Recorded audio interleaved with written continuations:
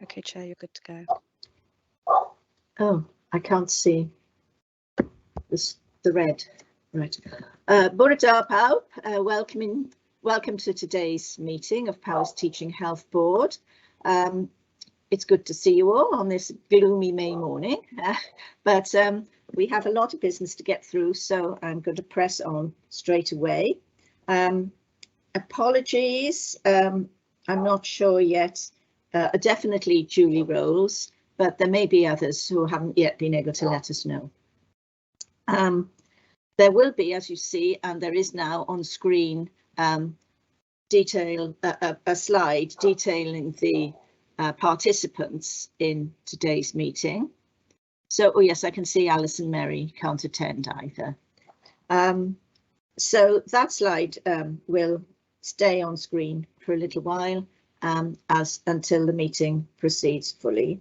You will see that I don't believe there are any declarations of interest today other than those that have already been made. So we can just carry on perhaps with the minutes of the meeting on the 30th of March, which need to be approved today. Could we just go through very quickly for any matters of accuracy? So page 1, 2, 3, 4. Please stop me if you spot anything. 5, 6, 7, 8, 9, 10, 11, 12, 13, 14, and 15. So nobody has declared that they've seen any matter of inaccuracy. So could we please record that those are an accurate record of the minute of that meeting? Thank you. We also have the extraordinary board meeting of the 28th of April, which was held specifically to deal with the charitable funds accounts. Again, a very short meeting. Are there any matters of accuracy in respect of that? No, only 3 pages. So can we please again record that those minutes are an accurate reflection of what happened at that meeting? Thank you. The action log, I think, James, there is one outstanding action which you might be able to help with. Yes, thank you, Chair. The response has been updated, or the detail, and I'll pick it up further in the risk management report later on the agenda also. Okay, thank you. So that brings us to the patient experience story, and Claire, over to you, please. Thank you, Chair. So yes, today we've got a story which we thought was important to bring because it's about someone's experience of COVID, and you know, we have to acknowledge that a lot's happened during this COVID time and still is. So we're really grateful to Daniel, who's sent his story in, and he's asked if I would read his story. So I'm reading Daniel's story in his words today. So the story is what I thought were the after effects of COVID turned out to be something else entirely. So the story goes, it all started when I caught COVID on January the 26th. I carried on working as my COVID symptoms weren't severe. The following week, I started to feel tired. I would come into the house and sleep in the afternoons. In the third week, I started having a craving for chocolate and fizzy drinks, where I found myself actually driving to the garage to buy Coke or lemonade, which I never normally drink. Running a chicken farm with 32,000 chickens, as well as getting ready for lambing, there was no time to stop and think about whether all these symptoms meant anything serious. Me and my wife assumed that they were an after effect of COVID. One of my wife's friends came round one Saturday and said that my symptoms were a sign of diabetes, and so I ordered a glucose tester on the internet. The test result was high, so I phoned the Landfair Caranian medical practice and spoke to Dr. Jones Evans, who told me to come down as those tests weren't 100%. The next day I got up to tend the chickens in the shed and got a call about 9:30 from Shrewsbury Hospital asking me to go to the emergency daycare centre immediately. They tested me again at the hospital and I was told that there was something odd going on, as my glucose was so high and my keto levels were better than normal. I was later told by the diabetic nurse that this was due to COVID attacking my immune system. They did an ECG and some blood tests, and about an hour or so later, someone came and injected me with insulin, which I was told was to counteract the high glucose in my blood. It was then that I was told that I may have type 1 diabetes. The staff nurse who specialises in diabetes, Erica, said to me, "Daniel, I think you better sit down or you're going to die." She explained to me that my glucose levels were 38, which was off the scale. She went through everything with me and said that if I hadn't gone to hospital or hadn't taken the test at home, I could have had a heart attack or a stroke within 2 days. My blood was like syrup and I could have had a clot any time. Within a week, I was put in contact with the local area diabetes nurse for Powys, Sally, who came to see me in my home and has offered fantastic support and advice. She was with me for 3 hours in that initial home visit and brought me a Lieberman sensor device, which revolutionised everything. I can now monitor my own glucose levels. It allows me to spot trends, and I have now got used to how much to inject with what I'm eating. She talked me through everything, as it was so much to take in at once, and she's helped me to understand what my different diabetes figures mean. Sally is only a couple of clicks away via email or phone if I need anything, and it's good to know that support is always available. This whole experience has been a steep learning curve for all of us as a family, and we all initially assumed that I had longer term effects of COVID. I'm very lucky to be here today, and I owe my life to my wife's friend who urged me to get tested for diabetes. I'm very grateful to her, Dr. Jones Evans at Lanfair Surgery, Erica at Shrewsbury, and Sally from Powys. I'm now back down to normal glucose levels that I should have with the help of the insulin, which I inject myself with now 4 times a day. So we thought this story was important to note because it's really essential not to ignore symptoms when you have them or assume that there's something else, and also to demonstrate that primary care and community services are there available and able to react quickly if you've got any problems. And lastly, we thought it was really great to show the importance of people understanding their condition and being able to manage their conditions themselves. So I'm really happy to take any questions or comments about the patient story today. Well, thank you. That really was quite a frightening story. I mean, terrifying, really, and wonderful that he did manage to get help when he did. So does anyone have a question, please?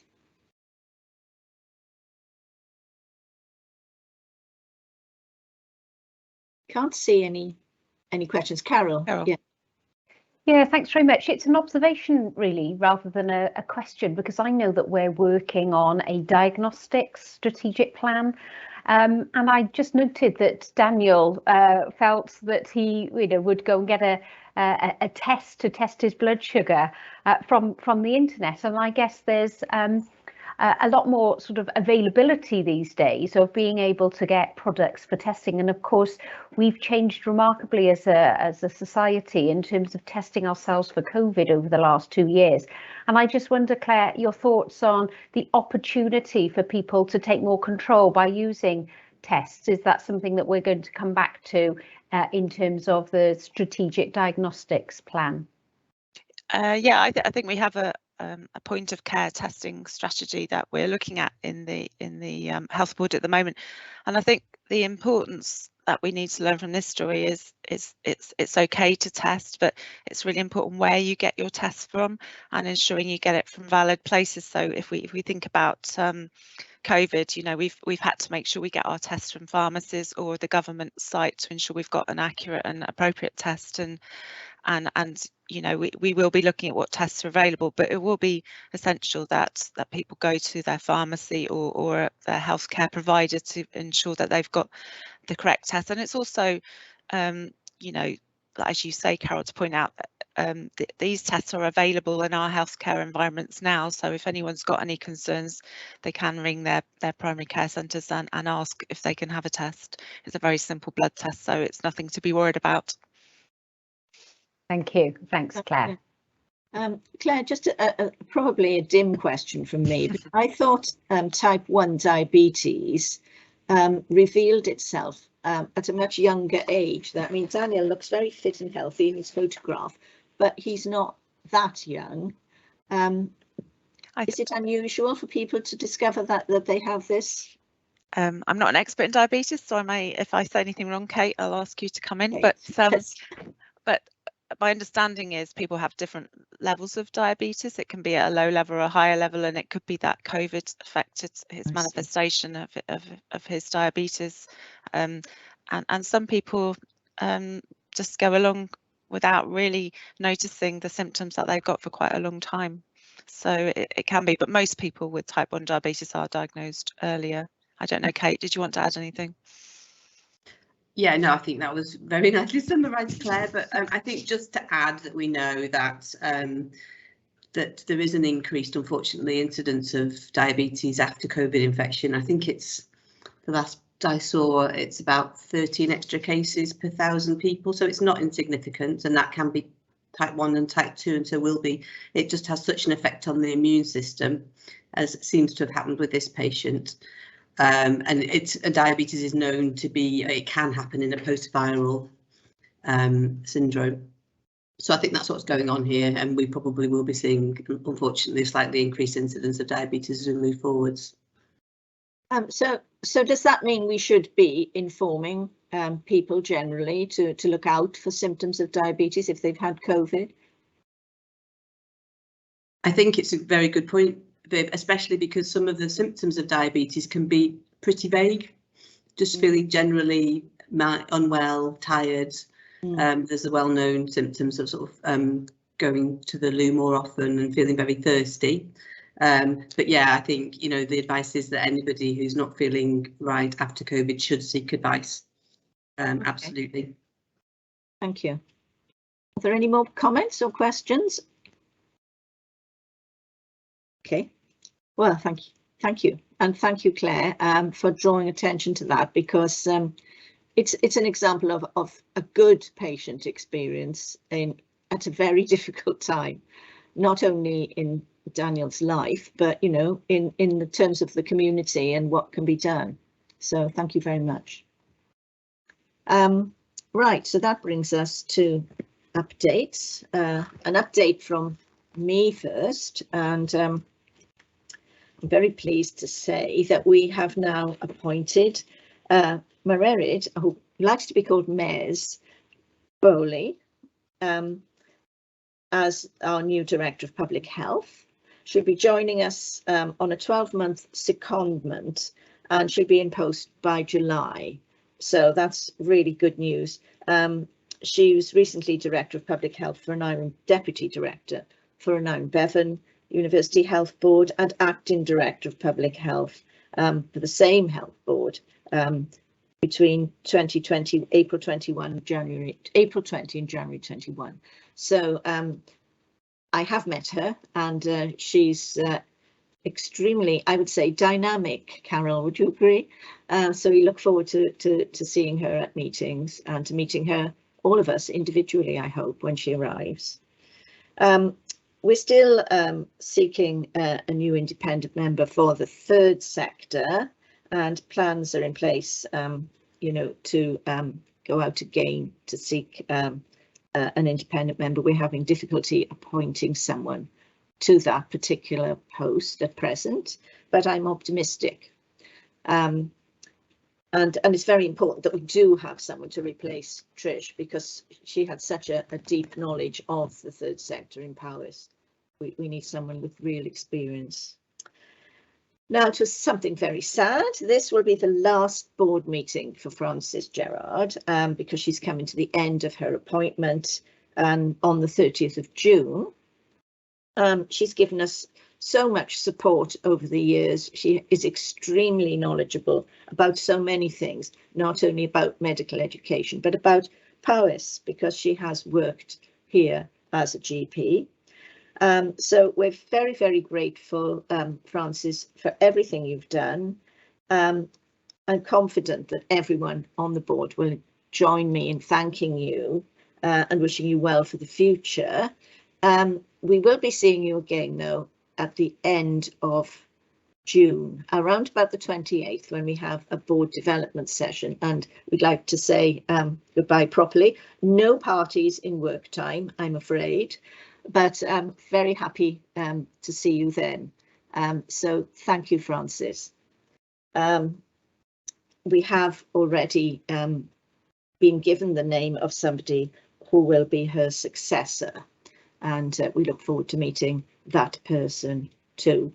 I'm just about coming to the end of the independent members PATR process, and when I've done all of them, I will be writing them all up together in one fell swoop. So that is that's, I hope, something that will be an indication of the commitment, and so far everything I've seen is very clear.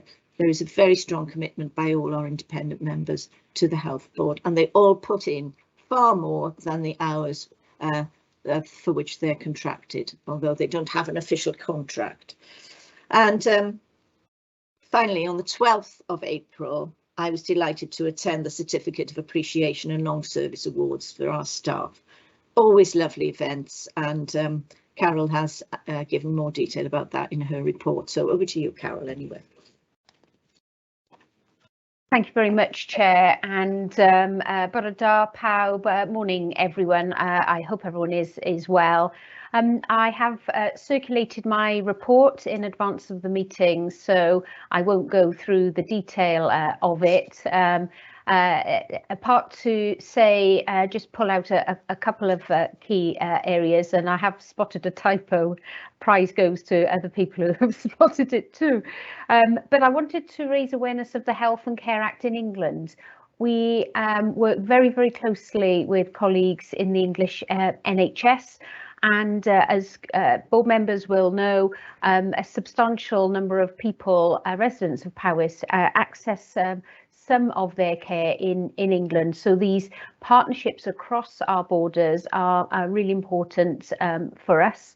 The Health and Care Bill developed in England has now received royal assent and is an act, and so will be in force in July. I wanted to raise awareness of the board that we have been working closely with Welsh Government and other functions in Wales with some of the changes that have potential to affect us here in Powys. And I've just drawn to the board's attention some of the key proposals and the summary of those. And the system in England is moving towards integrated care systems. Of course, we've had regional partnership boards in Wales. So if you to draw an equivalent, it's probably along those lines, though not identical.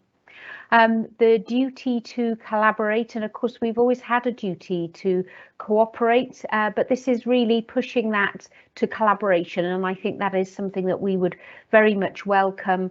From a Powys perspective, we've worked very closely with colleagues, particularly in Shropshire, Telford and Wrekin, and in Herefordshire over the years. So we continue to see that as a really important element of our work.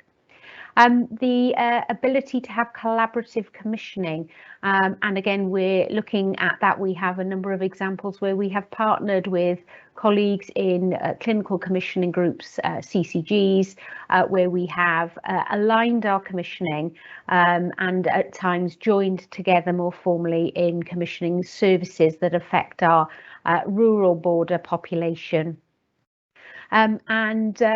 Just to draw to people's attention, actually, the quite significant changes in procurement and competition in England. So there was a competitive market around healthcare, with clinical commissioning groups often needing going out to tender services, and that is now a significant change in direction where there is not a requirement to do that. That does bring things more into line with the Wales approach to securing services.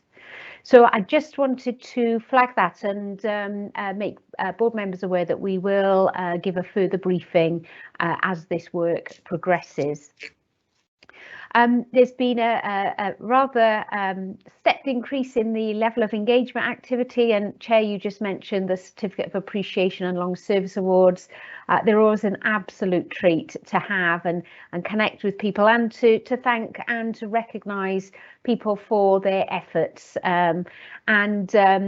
We held one of those sessions recently. We've got another one coming up in the next month or two. So, and increasingly we're starting to see the real impact of the increase now in training, education and development opportunities afforded to colleagues through the Health and Care Academy, and so we'll be celebrating that even more so. A couple of things I attended personally: the Chief Nursing Officers first conference was held back a month or two ago, and we're delighted to follow that up last week, week before now, by awarding the palliative care team on International Nurses Day. That was one of the typos in my report, their recognition award from the Chief Nursing Officer for their efforts. So it was wonderful to see that. And then finally, the launch of the Dementia Friendly Hospital Charter for Wales, such an important issue for us. And I was really pleased to see the work that has been happening amongst our teams to improve care. And then just to finally draw out, particularly when we refer later on in the agenda to the Integrated Performance Report, that the Welsh Government has now published its plan for transforming and modernising planned care. There's a lot to share in our performance report on the work that has been undertaken and the work that is planned to be undertaken.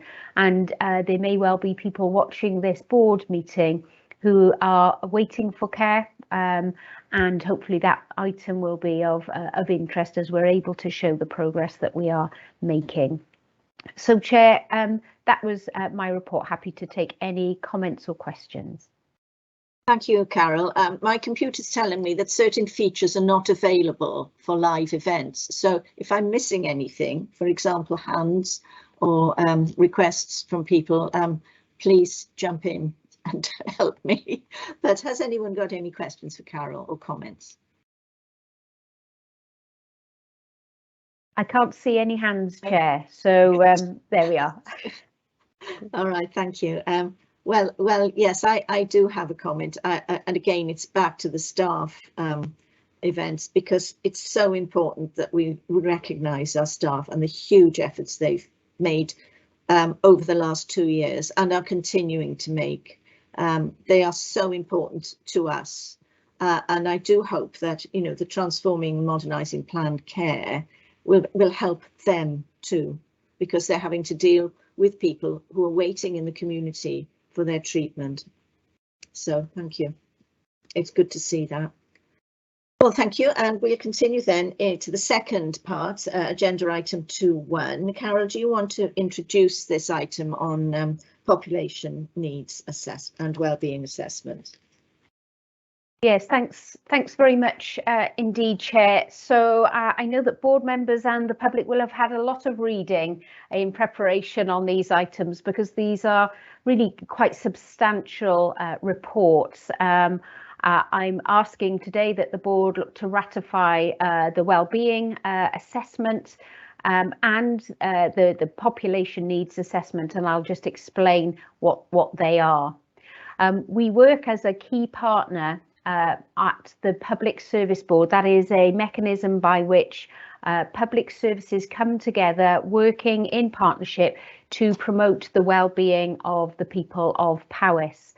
There is a legal requirement to have a wellbeing assessment, which really does tries to take account of all of the aspects of well-being. And whilst we're a health board, of course, we are really very interested in those wider elements that determine health and well-being, whether that be the economy, the environment, education, etc. So this is of particular importance to us as a health board to really participate in understanding the needs of the population more broadly and beyond the specific health requirements. So the wellbeing assessment report is provided here. The real sense of commonality between the two reports really does try to get underneath. Powys, of course, 25% of the landmass of Wales, has a lot of variation in amongst the county and has a small number of towns, but actually a large number of hamlets and highly rural areas. And so the needs of the population across the whole of the county do need to be taken into account in terms of that locality approach. The other core factor is that the assessments have taken place with the contribution of a wide range of organisations, partner organisations and stakeholders. So readers of these assessments will have seen that there's particular emphasis in particular areas, and I think that does bring a huge value and a wealth of expertise, knowledge and understanding about the different sectors that make up public life here in Powys. And then the third thing that I would just want to draw out is the COVID-19 pandemic impacts, of course, and they are, as we were just hearing from the patient story earlier, they are still coming through. So we have yet to fully realise the full impact of the pandemic on people's lives, but an attempt has been made at this stage to try to capture the things that we do know so far. I'd like to also highlight, of course, some of the challenges that may at times get hidden, and of course, in general, the population of Powys compares favourably in terms of population health indicators, life expectancy and healthy life expectancy. But when you get into the detail, there's a recognition of significant variation, and there are some parts of Powys that are notably more deprived or socio-economically challenged than others, and inequality in outcomes remains a significant challenge. I was delighted earlier this week to be part of an All Wales workshop looking at health inequalities and the things that the health service itself can do and will do to try to close that gap between those who have the best outcomes at this stage and those who have poorer outcomes. And Chair, you've just mentioned the new Public Health Director. I know that this is an area of particular expertise that Mez will bring to our health board. I also just want to pull out the sense of change from the previous assessments. So this is not the first time that we've seen these assessments come through. They do come through periodically, and so there have been some nuances there. There is an online tool that is available to the public, the Wellbeing Information Bank, for example, and those sorts of resources have now been developed and published. So the key issue for us is the so what of these reports, great to have all of this work done and all of this information, but how does it actually change anything? And I think there are three key things that we use these reports to do.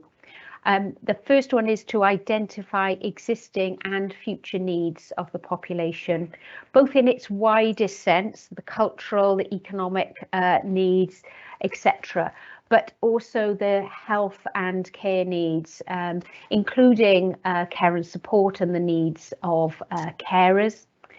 It looks at the services and the assets, so the strengths that we already have in the county to meet those needs.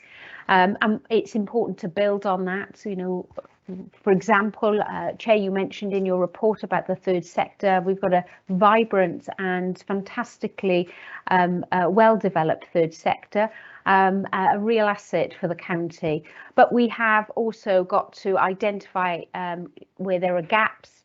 And these reports come together to help us to identify those gaps in services or unmet needs. And these pieces of intelligence and information help us then to plan the services and the developments we're going to put in place, both through our integrated medium-term plan. And we did have the early drafts of these to help inform our plan that we submitted to government a couple of months ago, but also in terms of the Regional Partnership Board's area plan, which we will be reviewing and revising this year, but also the Public Service Board's long-term wellbeing plan. So there is a golden thread that runs through this. Chair, I wasn't going to go through the individual findings of the reports. I think for those colleagues who've had an opportunity to read through them, they do stand out, and hopefully they're very helpful. But I'll pause at that place and offer to take questions and comments.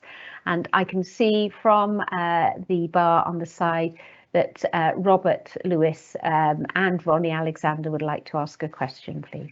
Thank you, Carol. I can't see that at all. Thank you, Chair. This is a huge digest of information, a sort of, I say it, a kind of living document, really, you can refer to many times, and it reflects a huge amount of work.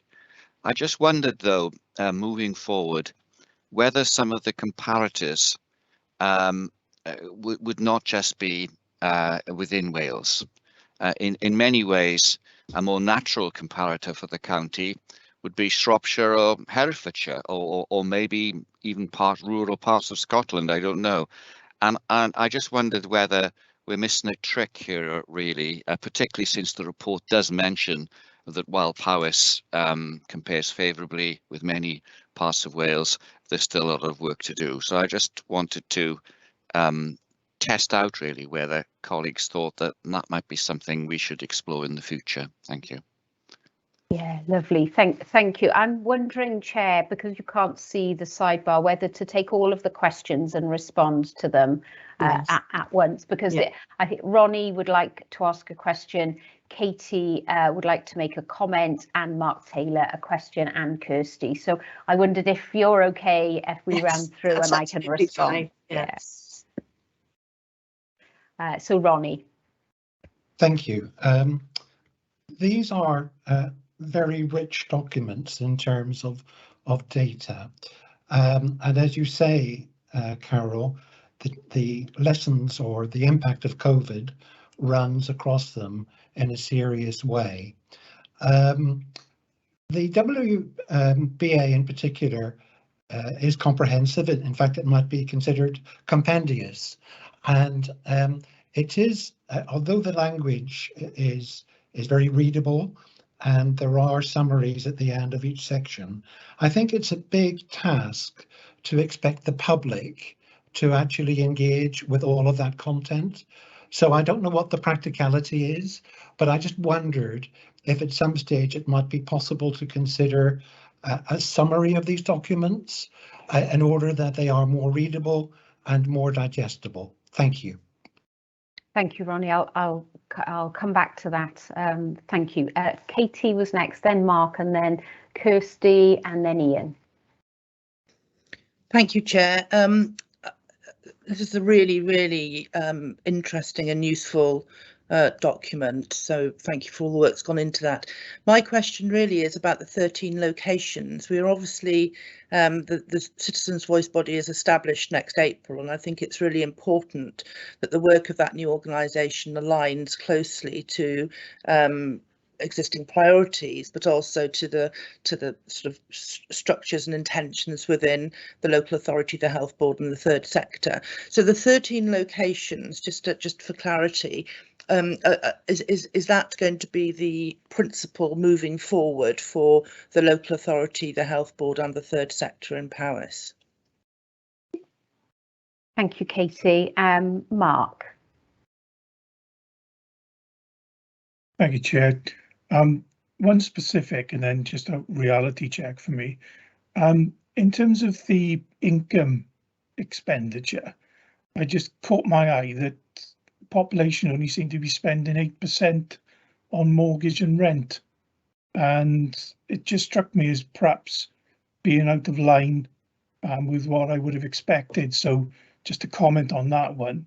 And then the second one was a reality check in terms of whether my understanding was correct, and certainly something I wasn't aware of, that there seems to be an issue across the county with severe sight loss against some other benchmarks, and I was wondering if that was correct and whether there was any reasoning or understanding of that issue. Thank you. Yeah, thank you, Mark. I think it was Kirsty Williams next, any insights, and then I'll come back, Chair, on all of those. Thank you, Carol. I note that in the summary of the report that it's noted that the assessments highlight issues with gaps in data, and this is something that in some cases has improved since the last time these reports were compiled, but actually is still a constraint on our ability to truly understand the situation we're facing. And I just wonder how collectively agencies that have responsibility will look to try and improve the quality of data and fill in those gaps prior to the next iteration of these reports. And secondly, one of the stark issues in the report is the stalling of life expectancy. So, you know, we've become, fortunately, over many generations, each generation gets healthier and life expectancy extends. These reports shows that has stalled now, as well as highlighting the difference between life expectancy of our more economically deprived communities. The figures for income are also stark, with income levels in Powys households being below the Welsh average. We now find ourselves in a massive cost of living crisis, which of course these reports were compiled before the true extent of that has become known. And I just wonder, given what we know about the poorest families more likely to struggle in a cost of living crisis, those with low incomes, whether that or fixed incomes, whether that be because of low earnings or because people are on a state pension, what we can glean from these reports in anticipating how we can respond proactively to protect health and well-being in the middle of a cost of living crisis. Thank you. Thanks, Kirsty. And I think it's just Ian left there, Chair. If I take Ian's comments and questions and then look to address as much of that as I can. Thank you, Ian. I will have one as well, please. Thank you. Thanks, Carol. No question from me, just a comment really. I just wanted to comment on the fact that clearly challenges in putting these reports together, the lack of data that Kirsty mentioned a moment ago, some of that due to the pandemic that we've been in the middle of, that certainly hasn't helped that. And I just wanted to say thank you to the folk that have put these together, and in particular thanks for the 9-page executive summary, which actually made the reading of the documents so much easier. So I particularly liked the cover paper. I thought was extraordinarily helpful and helped us to get the meat out of the two documents. So thank you very much. Thank you, Ian. Chair. Yes, Carol, just one question from me, which is that, I mean, this is clearly a very, very rich source of data for us. So can the board please be sure that we're feeding this in when developing our strategies in the light of the socio-economic duty, which came into force on the 31st of March last year, because we now know where the areas of most deprivation are, and you know, that is something we need to bear in mind. So thank you. Yeah, thanks very much, all. And I should credit, just talking to Ian's comment, I take this opportunity to credit the Deputy Director of Public Health and the team more broadly that has been involved in drawing these reports together. So thank you very much, Ian, for recognising the work that's gone into that. And hopefully they're watching this meeting as well. So a couple of things. I'm going to start from the top, if that's okay. In terms of comparators, you know, you're absolutely right, Robert. The general rule of thumb has been about comparing across Wales.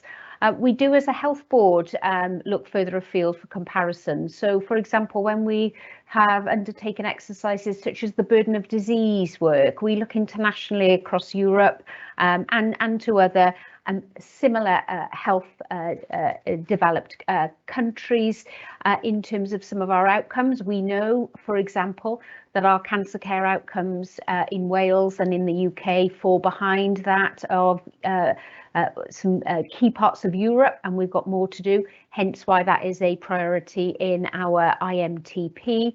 More locally, we've been partnering with Dumfries and Galloway, for example, an area in Scotland that is pretty similar to us in terms of sharing how they have improved access to services for people in highly rural areas. So access poverty, access deprivation to services is one of the key considerations for us that the report again underlines. So I think that's absolutely right, Robert, and there may be an opportunity, just picking up Ronnie's comments about public facing, in how do we get what is a compendium, as a couple of colleagues have called it, into something that, without sort of generalizing too much and losing the essence of these reports, that we get the key headlines and we understand those. And I'd be keen that we do something along those lines. So we'll look to follow that up, Ronnie, and if we can draw in links to other comparators, we will. In terms of Katie's comment about 13 locations, those 13 locations have been reasonably well established for some time as a planning template for the local authority. And so when we're drawing in multi-agencies into these types of developments, we do tend to build on the base of that. Of course, for us, we've got 3 clusters, but we've got 5 health economies as well. So we're about trying to build a planning and development footprint that can be reasonably flexible depending on the type of service that we're talking about here. But we do recognise those 13 locations, and I concur with your point about being able to reach into each of those areas because they have different characteristics from one another. Mark, I might need to come back to you on some of the specifics about your questions. The sight loss one was a really interesting one, and we have got an optometry advisor now, part of the health board, a post that we developed a couple of years ago, and an eye care group. And one of the key things that we have been working on, which says we need to do much more on, is really about improving access to eye care, and whether people are perhaps a bit more reluctant to access eye care facilities if the travel is further away. So again, this access poverty issue.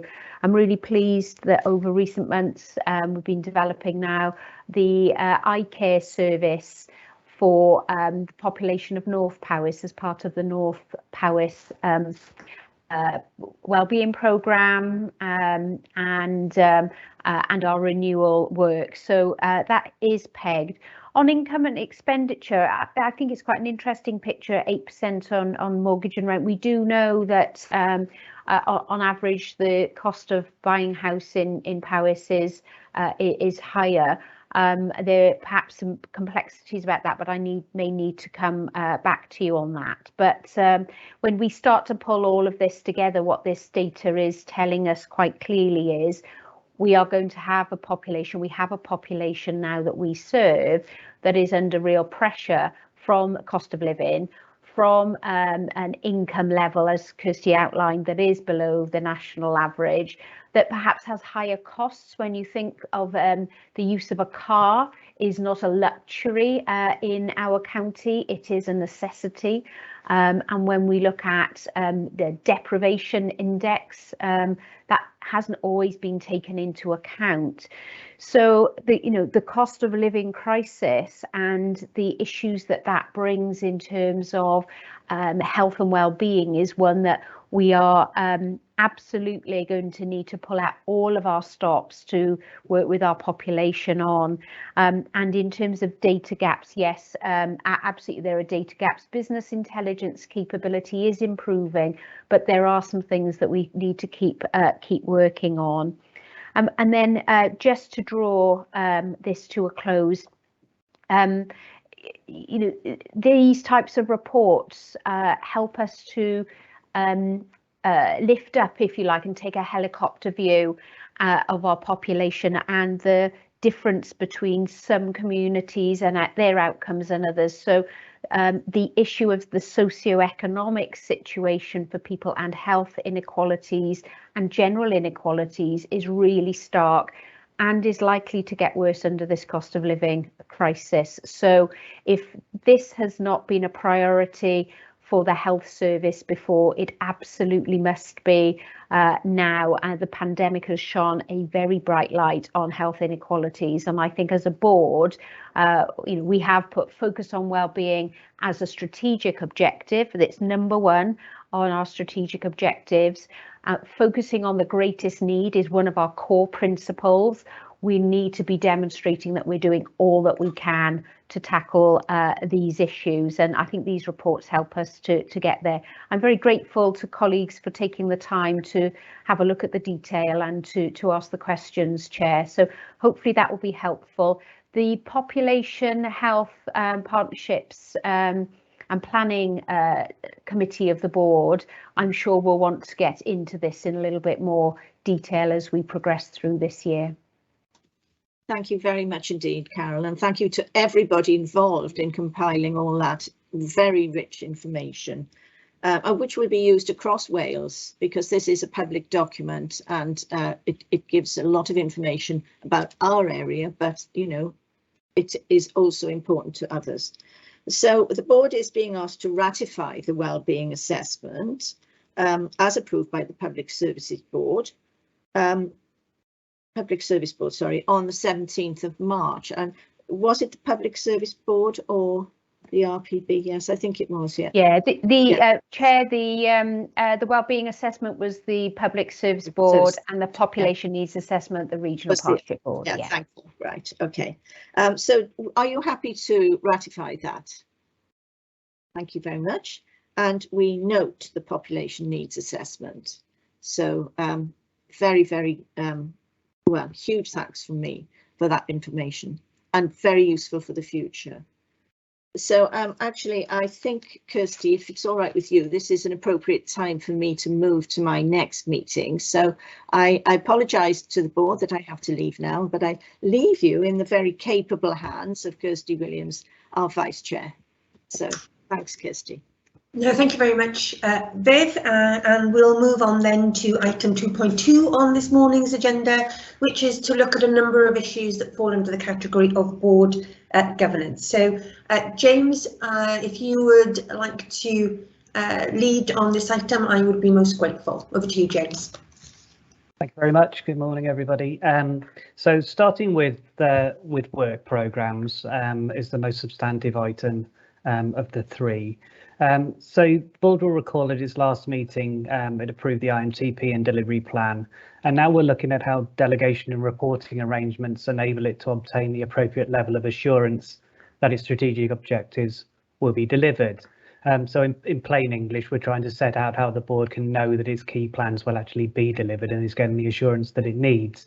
And also the second appendix to the paper sets out that, and also how the board fulfills its statutory duties and other duties to make sure that it receives the reporting that it should throughout the year. And really, this is part of quite a large exercise to look at how the reporting is going through the organisation and whether it's going through at the right levels.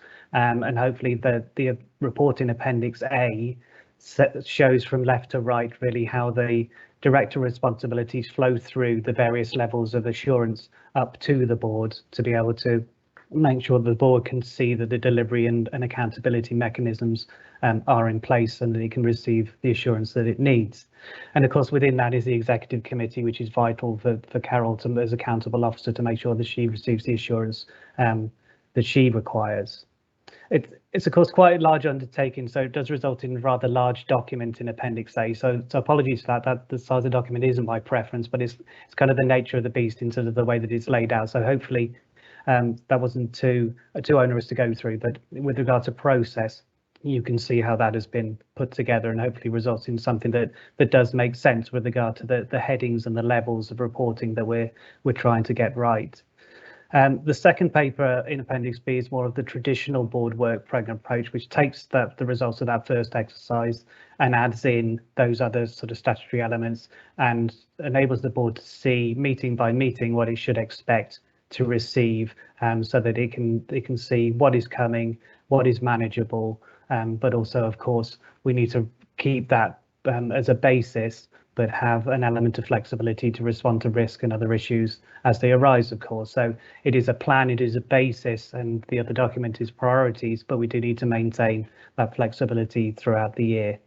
Work programmes for each committee reflecting those documents are being finalised for reporting through to the next committee meeting of each committee, so the committee chairs and the committees can have a view and a say with regard to approving those, but that should all flow through with regard to being able to see how it comes from the first document. So the board is really being asked to approve those committee priorities and the board's work plan for the year ahead. But we do, like I say, we do need to recognise that there does need to be an element of flexibility, and the work ongoing in risk, of course, will impact upon the nature and the content of the reports. And of course, that's the next step. We do have the headings and the levels, but then we need to continue to work and look at the standardisation and the content of the report. So where we're saying a performance report, or where we're saying a quality report or an assurance report, then we build on the consistency and make sure that those reports are providing the assurance in the right areas on the risks and the main priorities. Thank you very much, James, for that.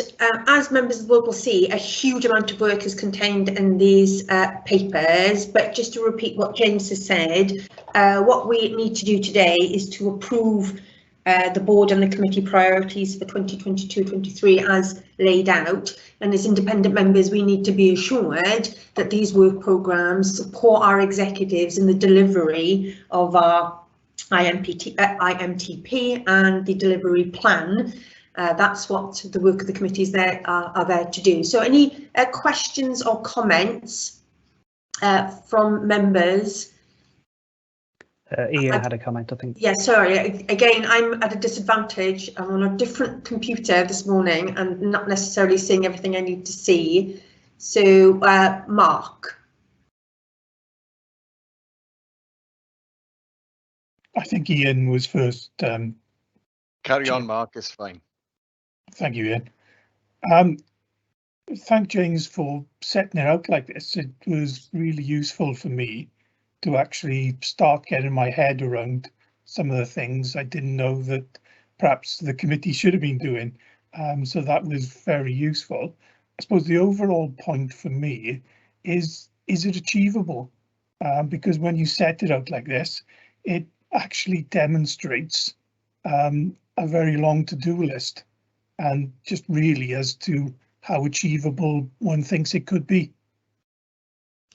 Thank you for that, Mark. We'll go to Ian and then Ronnie, and then we'll pick up some answers. But Mark, you're absolutely right. It just shows the complexity of the nature of this organisation. Ian, I'm so sorry. I went to Mark first. Not a problem. A general comment and then a specific. So first of all, thanks, James. And I particularly liked the new appendix, Appendix 8.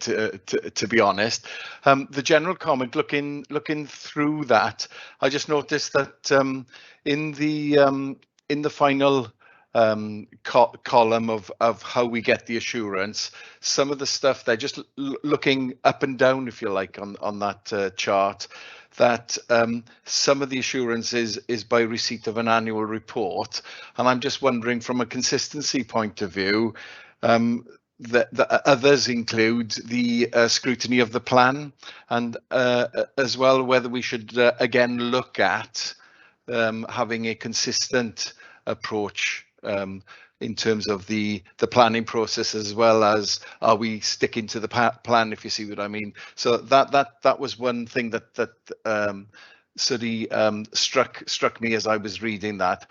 The specific one, colleagues probably won't be surprised to hear, is in respect of the digital first, and I would like to see the context for what we're doing on the digital side far more explicit in regard to some kind of a plan that we're cited on as independent members in terms of the infrastructure. Appreciate that there are mechanisms in place in terms that are outlined here for the clinical systems, for example, but I find it very difficult to get full assurance on the grounds that I don't know what the overall plan is and how it fits together, and that's what I would like to see. Thank you, Ian. Ronnie, to you. Thank you. I too welcome the way in which this has been set out so clearly. I have two comments on points of detail. First of all, at strategic priority 1, and to manage the transfer of the public health team, I would guess that that's being done under 2P transfer. And in terms of my experience, 2P transfers can seem straightforward, but quite often turn out to be rather more complicated in terms of individual circumstances. So my plea is that the executive team work carefully with the public health staff to ensure that that is successful, because they are a scarce resource and they need to be protected against the delivery of actions for times to come. And my second point relates to the COVID vaccination issue at strategic priority 3. I'm not quite clear when the spring campaign finishes and the autumn one begins. And my question is, I understand the concept of leaving no one behind, but my question is, will the vaccination teams have time for rest and recuperation before there is another push on COVID vaccinations in the autumn? Thank you. Thank you very much, Ronnie. I don't see any other hands waving at me or comments in the sidebar. So if we go to answer some of those questions, Carol, perhaps you'd like to pick up firstly on the vaccination programme and then the human resource implications of the 2P transfer of public health staff. Should we start with those first and then go on to Ian's specifics?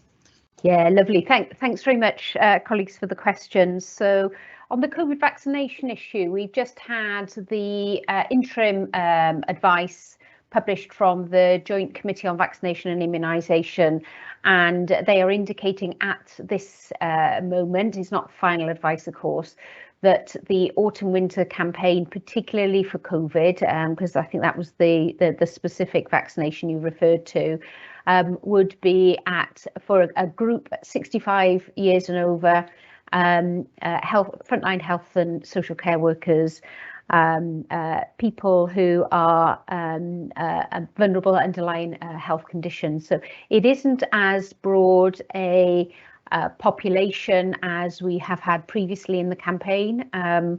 So that does mean, Ronnie, that the spring campaign for those groups eligible now during spring will draw to a close at the end of June.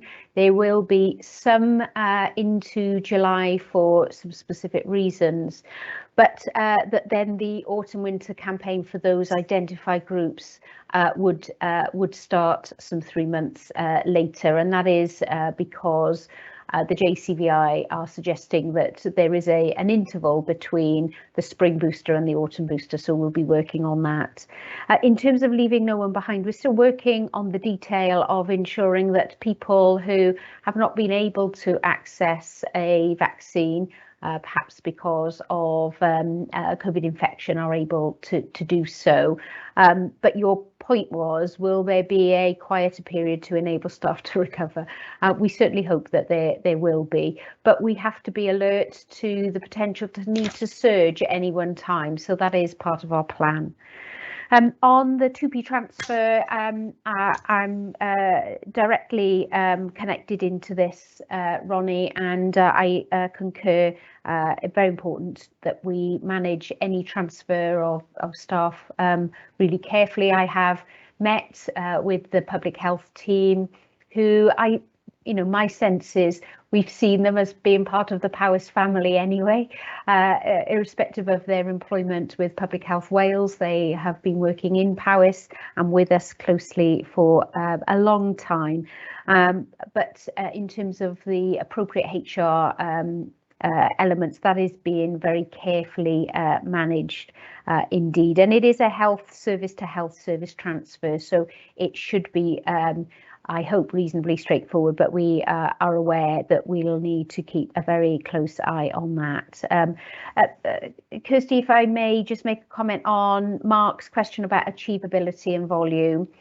There is a lot to do, Mark, and I think as a board we know that there's a lot to do. The IMTP was comprehensive, it was ambitious, and I think we're now seeing the next level of detail in terms of where we keep that focus and attention.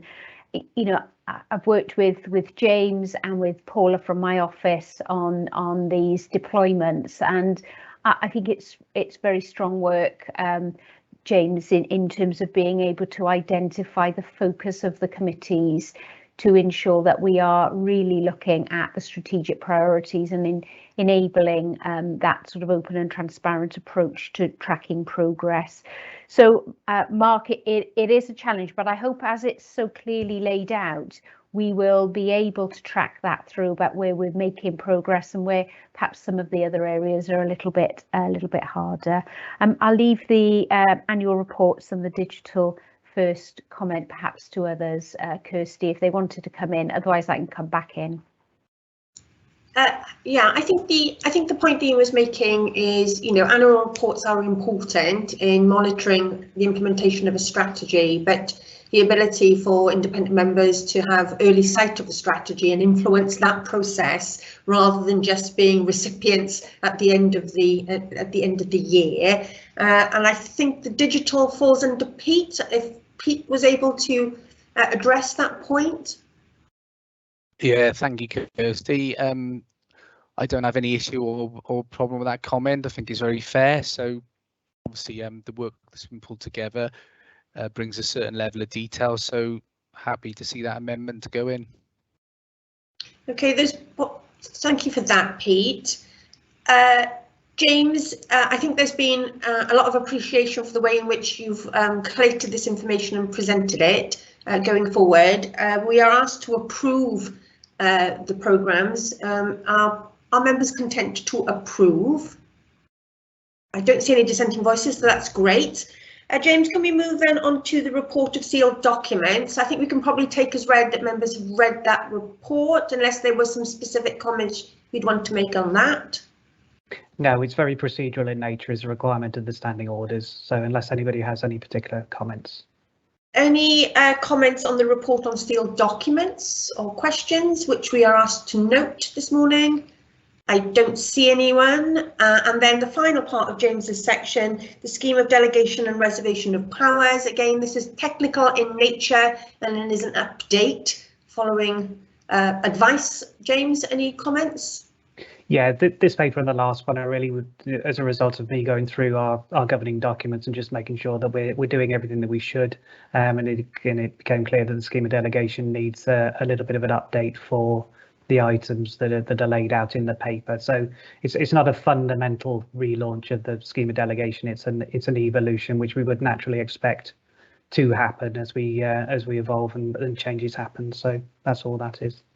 Thank you once again. As colleagues will have seen, it's quite a technical but hopefully straightforward document and some changes updating the scheme. Our members are content to adopt the amendments and the scheme as outlined in James's paper. Yes, I see everybody is happy to do that. Brilliant. Thank you very much, James. A huge amount of work has gone into presenting those work programmes, and I think members are very appreciative of the way in which you've tried your very best to simplify what is an incredibly complex set of governance arrangements. And thank you for making sure we're up to date and all of our standing orders and schemes are in order. Wonderful, thank you. Shall we move then on to item 3 this morning? Items for discussion. 3.1 is the integrated performance report that is attached, and Stephen Powell is going to take us through. Stephen, I hope, or Carol? Stephen is going to do it. Brilliant. Thank you, Stephen. Over to you. Thank you, Chair, and morning all. Thank you for the invite to present this paper, and the paper spans page 425 to 494 of the pack that's been circulated. This paper has been to the Delivery and Performance Committee on the 2nd of May en route to board, and the information contained within the report is the position to the end of March 22, and the board is asked to discuss and note the contents of the report. The main slide deck then starts at 428 in a format that will now be familiar to board members as we've moved to this method of presentation a month or two ago. And really, it's page 429 of the report that summarises at a high level the overall outputs of the year, the performance of the Health Board, not only for the services it provides, but for those that it commissions across a multitude of providers in England and Wales.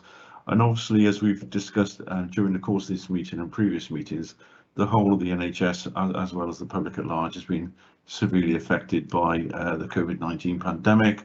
And that's really obvious when we then look at some of the performance outcomes of the service that we both provide and that we commission, because of the staff and resource that goes into delivering those services. So there are areas of non-compliance around some of the services that we provide as a health board, and also long waits both in the community for ambulance services and for planned care services across the health boards, particularly for referral to treatment times. So whilst this is a position that on the face of it has not been compliant with a multitude of standards, there are mitigating circumstances as to why the performance has not been achieved. So what we've done in terms of some of the outcomes of the last financial year, our COVID-19 vaccination campaign has remained strong performance across for the residents of the Health Board, and 80% of all residents at the time of writing had their booster, and the Health Board retains its sort of overall strong performance across health boards in terms of COVID vaccination programs when compared with other health boards. We've introduced some new slides from page 432 onwards to capture the new ministerial measures that are now being implemented across Wales. And these new measures are phase 1 of a 4-stage approach to improving the overall visibility and accountability of a variety of standards across Wales.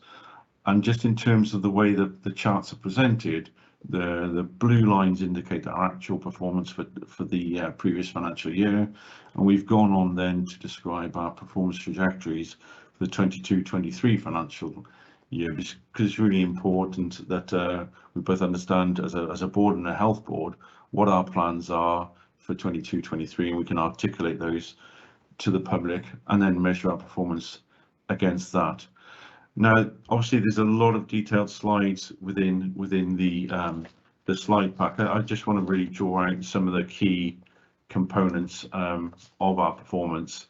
So across mental health and primary care, our performance has suffered in terms of COVID-19 and the ability of staff to deliver those services, but we do have plans in place to improve performance across the year.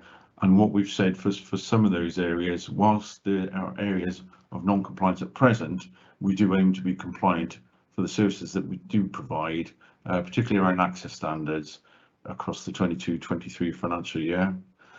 One of the areas that is consistent throughout the pack is the performance of the emergency care services that our patients access.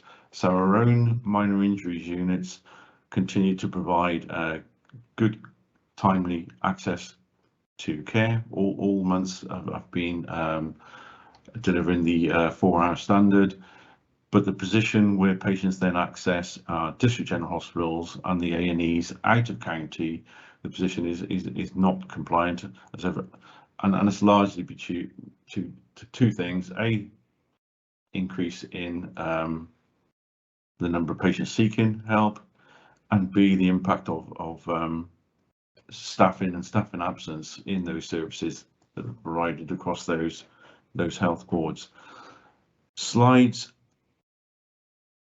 The slides go on to depict then our own performance for our provider services, particularly slides 458 to 464, which depict the access targets for services that we provide in Paris for both RTT, diagnostics and therapies.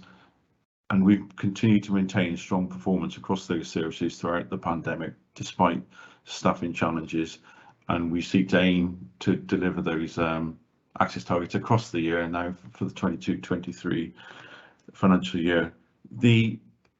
Probably the one area of concern is slide 465, which is our commission services and the duration of wait that patients are waiting out of county.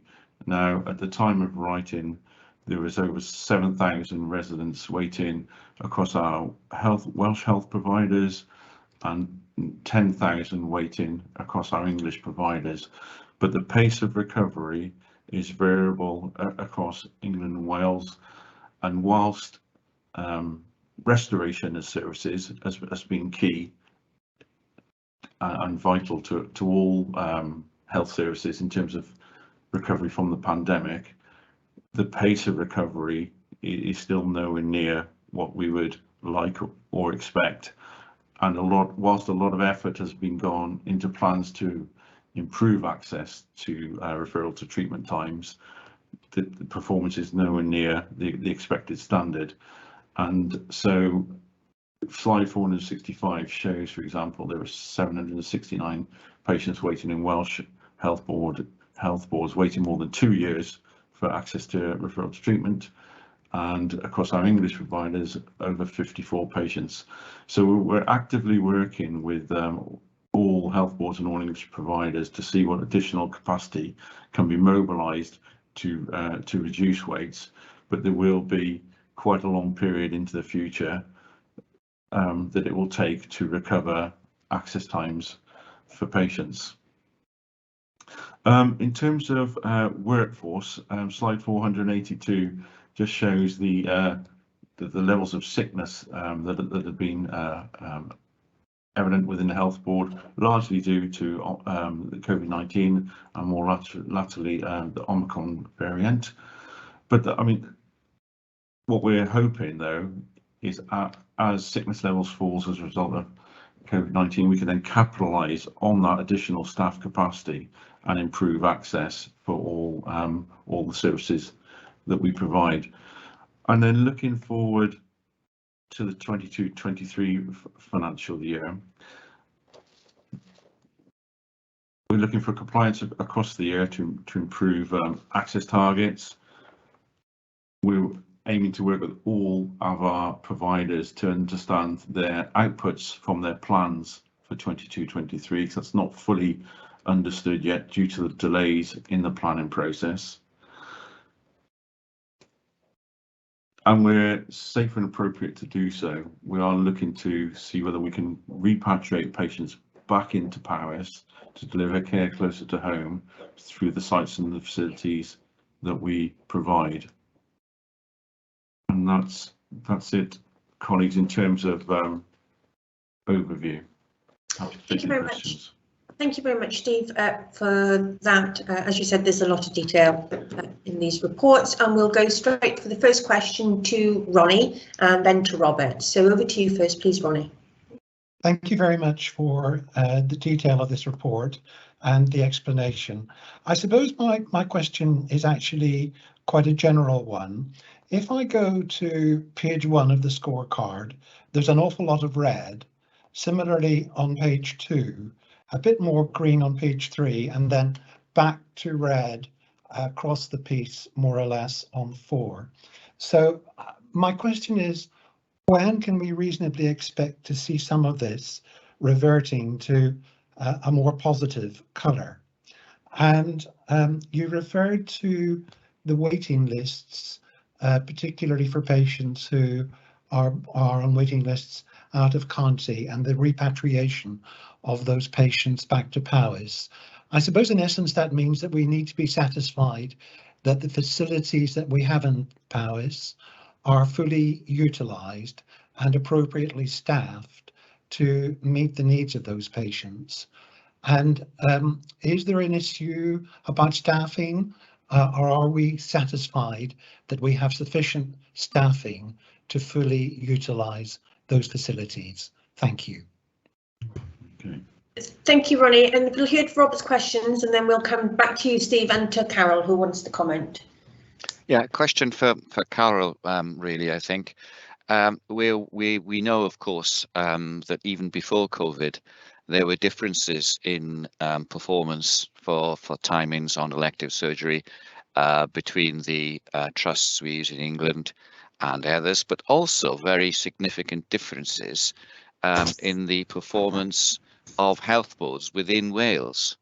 And these have been with us for years. That's not new. And I just wondered, Carol, has there and is there in the background, you know, within Welsh Government, has there been a dialogue about this to understand why the different health boards and trusts perform so differently? And as I said, this is a persistent issue. It is statistically reliable information now, and I just wondered if there's anything, because it would be really helpful, wouldn't it, to understand why these differences arise in respect of what remedial action could have taken place, because it hasn't taken place up to now. Thank you. Thank you for that. So yes, Carol, perhaps you could pick up that point and maybe give us a flavour of how access into the services that surround us in the Welsh context is being addressed, because I think we all aware it's the capacity of those hospitals to be able to free up the space and capacity to be able to move into a recovery phase. And I know that you are part of a national programme to deliver on that. And then, you know, the deliverability of our own repatriation plans and the constraints on that. And perhaps, Steve, then you could pick up the point about the expectations around recovery. When could we look to see some changes in those charts? Carol, and then we'll come to a question from Mark once we've covered these points. Lovely, thanks all very much indeed. I'll just pick up the England and Wales performance and then the differences between different areas of Wales. So the first thing I should say, and we might just need to put a small note in these reports, actually, Steve, thinking about this, is that the counting is different between England and Wales in terms of waiting times, not just about the time, but really about episodes. So in Wales, we count episodes. So when we say about the number of patients that are waiting, that is true, that number is right, but it may be that one patient is waiting on 3 or 4 things. So it'll be the same, there'll be a lower number of people are waiting for those appointments. So we just need to bear that in mind. That does not make a fundamental difference, however, in terms of the speed by which different parts of our commission services are able to move on recovery.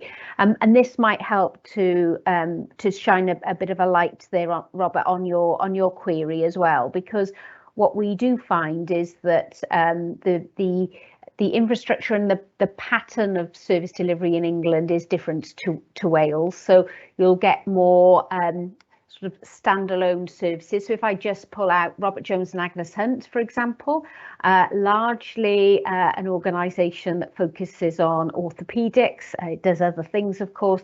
It doesn't run a major ED department, etc., etc. And so it's able to insulate itself a bit more from the challenges that there are with urgent and emergency care displacing planned care.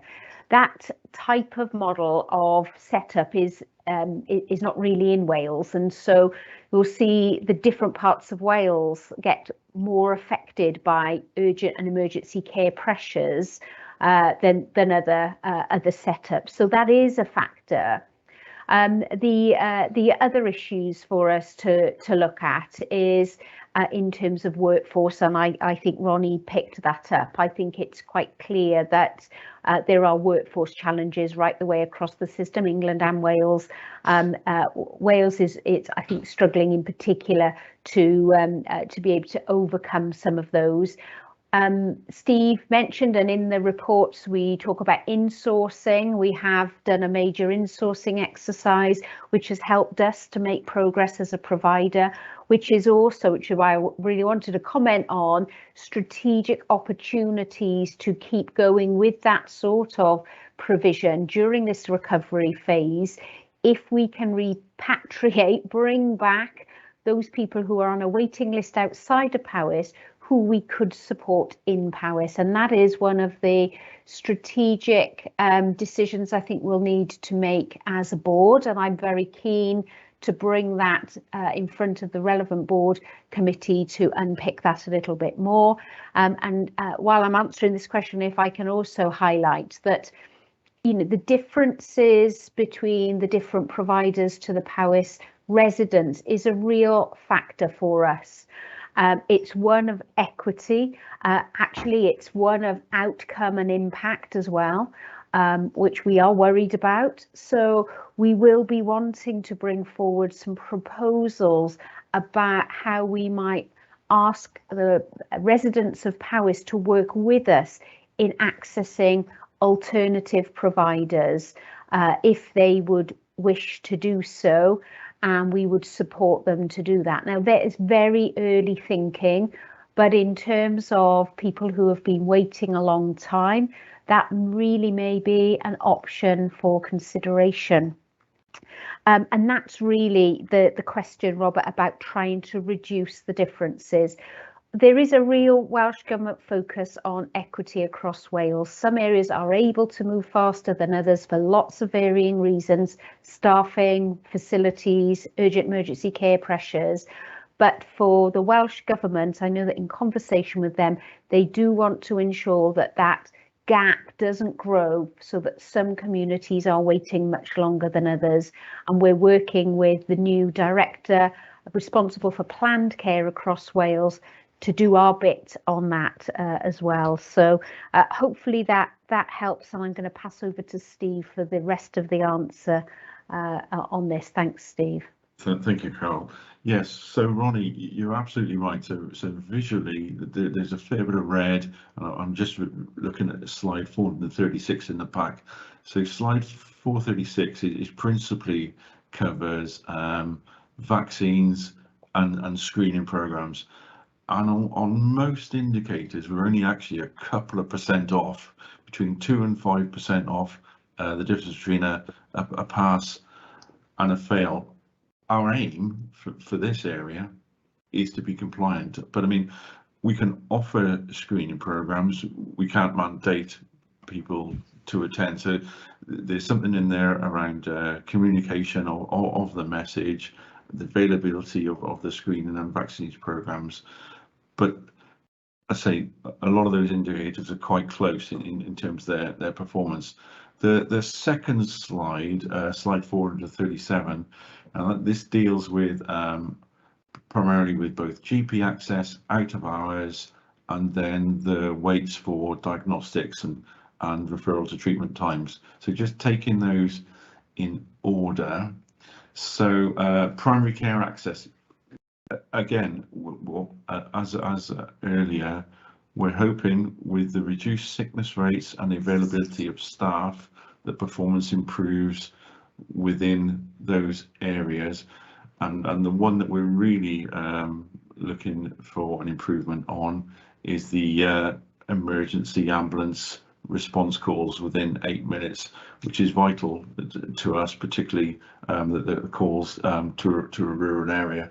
We're already compliant, as I said earlier, around our MIU performance, and then the bottom 4 sections on that page deal with diagnostics and RTT breaches for our own services, and we aim to be compliant before the end of June on those indicators. The third slide deals with mental health assessments, which you rightly comment upon, where the majority of those are green and compliant.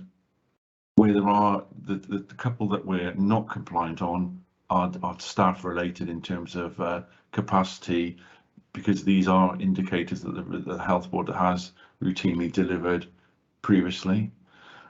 There are some indicators on workforce that we're not compliant upon, and again, we're within a few percent on most of those indicators to get them over the line in terms of core skills, mandatory and training. The most significant one that we need to just pay attention to performance improvement is around performance appraisals, where our latest performance was 73% of all staff had a performance appraisal versus a target of 85. But again, notwithstanding, you know, there will be staff absences that have delayed the delivery of those appraisals. And finally, the other slide is to do with, on slide 440, is to do with accrued mortality rate and the prescribing. And again, with most of those, we're quite close to compliant. So although a repetitive answer, and sorry about that, Ronnie, we are looking for that compliance improvement and performance improvement across the year. Thank you, Stephen, for that. We'll go to a second round of questions. First of all, from Mark and then Ian, and then Ronnie would like to come back in. So, Mark. Thanks, Chair. Stephen, could you give a little bit of explanation around slide 494 and the rationale for the change there? And then we'll go, while Steve's looking at that slide, we'll go to Ian. Yeah, thank you. Just wanted to come back on a couple of points, really, and I guess this is for Carol, really. One of my many soapboxes, waiting times for routine surgery, for example. We've had the debate previously that waiting times has been a pre-COVID problem for Wales, and COVID has made it significantly worse. You talked about accessing additional capacity, which seems to me, there's no criticism intended or implied here, to be working in the same way that we are used to working. And I just wondered what discussions were being had at an all Wales level with regard to working differently, regional treatment centres, etc., etc. And the second point for me was on the ambulance waiting times. Again, Carl, I wonder whether you could say something here on social care, because we seem to be focusing, certainly in the news, particularly on the front end and adding more capacity at the front end, and there's a deafening silence on the reform of social care and getting people out of hospital, which seems to me to be absolutely crazy that we're not having that debate. So I wonder what's happening again at the national level on those two things. And then we'll have Ronnie, you wanted to come back. Thank you. First of all, Stephen, thanks for the explanation, which I thought to be helpful. Carol, I just wanted to return to the staffing issue, if I may, and say that actually in areas of shortage, I think there's evidence to suggest that conventional recruitment isn't necessarily working very well anymore. For instance, when I picked up the BMJ at the weekend, of 16 pages of adverts, 5 were for full of advertisements for psychiatrists. And so, you know, for some specialties, there's just a shortage. But contrary to that, some organisations are doing things in different ways. I'm conscious that last week, Bristol, which I think now also includes Weston, organised a jobs fair with a national recruitment agency. And I think they had something like 600 vacancies. And on the basis of hot desking and that concentrated effort of bringing applicants in over one day, they managed to get several hundred of those filled in terms of provisional offers. Now, I know that would be mostly for support staff and not for clinical staff, but I'm just using that as an example of other organisations doing things in different ways. And maybe there are lessons, or maybe there are examples that could be drawn upon, which would offer other opportunities. Thank you. Carol, would you like Yeah, to? lovely. Yeah, thanks very much on all of that. So if I just pick up Ian's points to start off with, the working differently on planned care, you know, that's absolutely right, Ian. This isn't just about working harder, working faster. This is also about working differently. And within the Welsh Government planned care recovery plan for modernising and recovering the waiting times, there are some very clear statements in there about how things would change, and it is quite a change for the population as well. So we have all been used to trooping up to our outpatient departments, trying to park the car, finding our way through, sometimes just having a conversation that lasts 5 minutes to say, oh yeah, all going well, I don't need to see you again for 6 months. You know, those sorts of old practices, Ian, where things would happen routinely and it would be the individual going to the hospital and that sort of thing, is starting to change.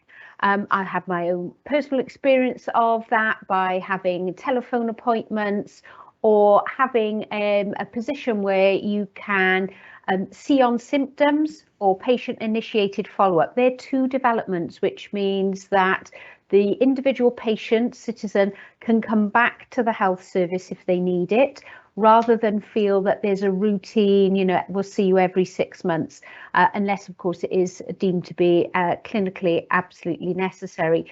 So the pattern of accessing care is changing, much more telephone and video consultation, but much more now seeing other healthcare professionals as well. So direct access physiotherapy, if I think about that, you know, now well established.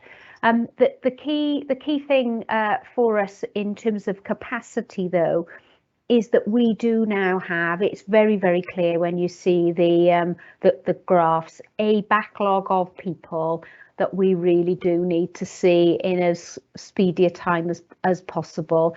And that is really important. And then we've got to get back into balance the demand for the service and the capacity, however that service is provided. We're not in that balance in all our specialties at the moment.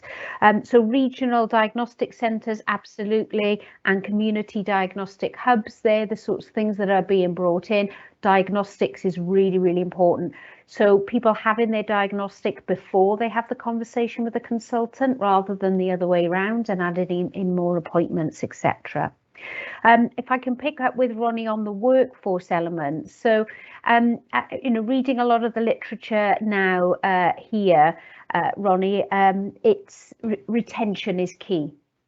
We have to give as much focus, if not more focus, on retention than we do on recruitment, because as you've identified with the consultant psychiatrists issue, there are some specialties that are very low on numbers, and we therefore have to find some different ways of providing services.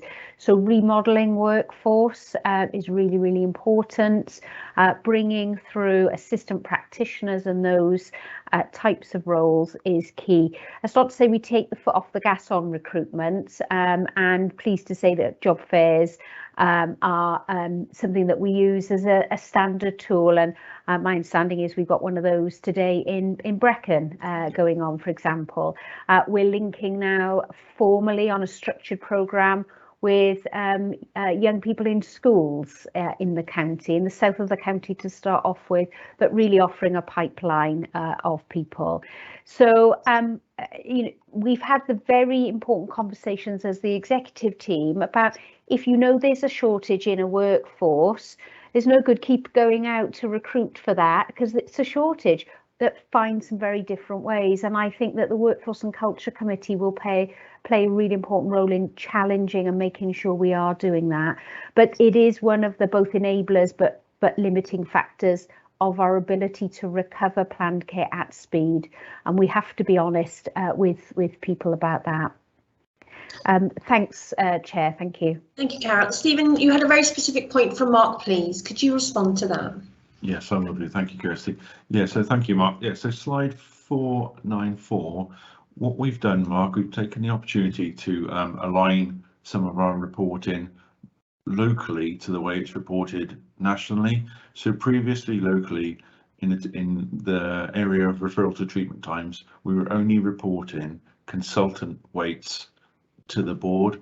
And what we should have been doing is also reporting both therapy weights and diagnostic weights, because that's the way that then Welsh Gov produced the figures back. So sometimes we were getting into situations where there was a difference in both performance and the volumes of waiting, of patients waiting, that we were talking about, and vice versa. So the central chart, the central table shows how the waiting list looked like without diagnostics and therapy weights included within the totals. And then the second chart shows the position with them in, which is now the way that we're reporting to Welsh Government. And because therapy weights are pretty much compliant with the standard, that's what then improves the performance to back overall compliance at 96% for the Health Board at the end of March. So it was to align reporting. Thank you for that explanation. Very grateful. I think I don't see anybody wanting to ask any other questions. I'm sure independent members will just want to be, kept abreast, Stephen and Carol, of the plans, especially on those long waits, and how we can help support people, as well as our repatriation plans. But thank you very much for that, Stephen. I appreciate it. We will now take a 10-minute comfort break. The meeting will be paused, and if we could start again at 11:50 for a discussion on our renewal priorities and the Breathe Well plan. So we'll now break for 10 minutes, please.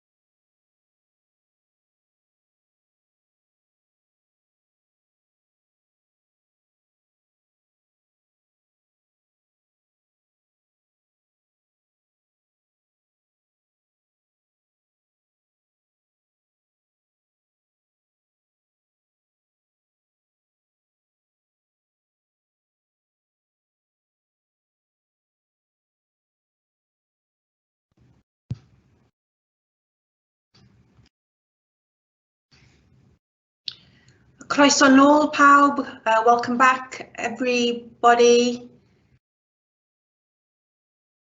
to this morning's meeting of the Powys Teaching Health Board's Executive Board meeting. We're going to pick up on agenda item 3.2 in this morning's meeting and receive a presentation from Claire Madsen, our Director of Therapies and Health Science, who's going to present to us on the Breathe Well project update. Claire, thank you. Over to you. Thanks, Kirsty. Thank you, everyone. So this is just an update on the Breathe Well programme, and board last received an update, I think it was in November 2020.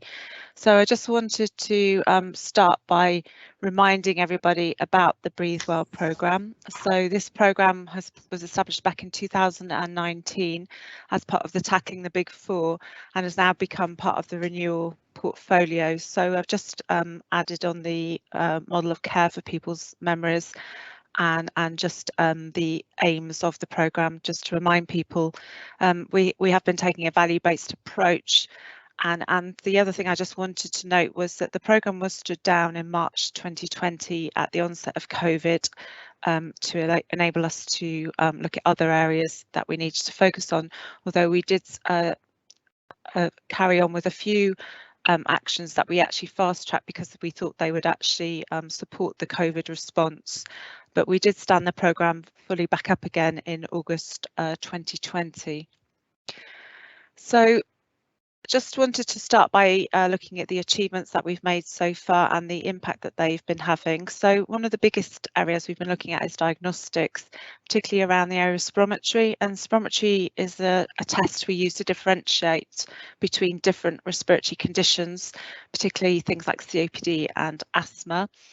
Due to the nature of spirometry and that it's a breathing test, it was deemed as a high-risk test during the COVID pandemic, and so across the whole of the NHS, most spirometry services ceased.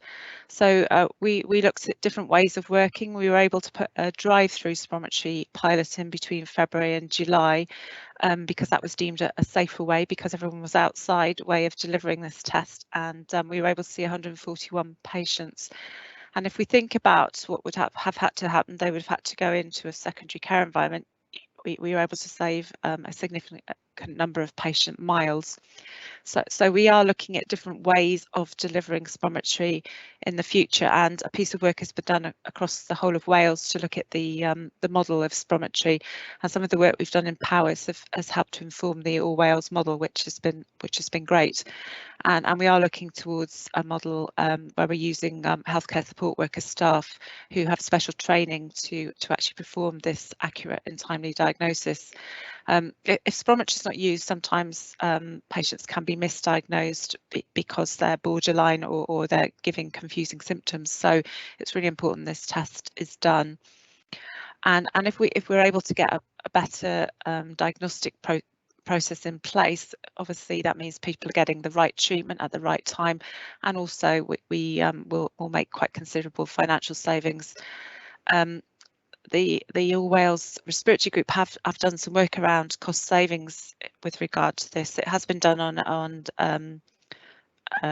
more face-to-face type of work, but we definitely think we could be saving a significant amount of money if we were going to get diagnosis more accurate. So we've then gone on to look at pulmonary rehab and advice and support that we're able to give people. And one of the things we decided to do was during the winter and the COVID outbreak, we knew that people with respiratory conditions would be potentially more challenged than others. So we did actually write out to a significant number of asthma and COPD patients, just reminding them of the support systems and services that are out there, particularly the All Wales Respiratory app and other information and advice that's there. And we also made pulmonary rehab self-referral enabled so that people who felt they would benefit from that programme could just refer themselves. So we did see additional referrals to our pulmonary rehab programme and quite a lot of extra people downloading the app. So we will be continuing to promote those opportunities and options to people across Wales, and because it is an All Wales app, but also particularly in Powys Just to note that we've increased our capacity, particularly across the northwest and mid area of our respiratory team, and this is addressing the inequity that we've had in the service previously to make sure everyone has equitable access to our services. We have seen a backlog, as Steve and Carol have both mentioned earlier, and one of the things we've been looking at is can we repatriate people back to Powys. So we've been working with the consultants in secondary care and just discussing with them which patients we can safely move back into Powys from now really, and so far we've moved 73 patients back from the consultant list through negotiation and making sure the patients have a safe transfer back into Powys. So this is increasing clinical capacity in secondary care and also providing, you know, a better service to patients with less travel required and then being able to be seen in a more timely fashion. One of the other areas that we wanted to look at is home oxygen use. We were noticing that our oxygen use in Powys was quite high, and this can happen because people start oxygen and then their condition can improve and they may not need it anymore, and it's also to do with this accurate diagnosis using spirometry. So we've reviewed patients across Powys and we've actually managed to reduce the use of oxygen quite considerably, as you'll see from the slide. And the last thing that I wanted to talk about, because I think this is really important that we all think about it. Many people don't realise that in the inhalers that we use, and I've put the pictures on the left there, the blue inhaler that most people probably are familiar with is one of the particular bad offenders that we've got. These inhalers account for a considerable amount of the carbon footprint and greenhouse gas emission in the society. So we're starting looking at a survey of GPs and community pharmacists to see what support we might be able to give them to start looking at prescribing more environmentally friendly inhalers. So we're just starting that piece of work because we think that could make a considerable difference to the green agenda across Powys.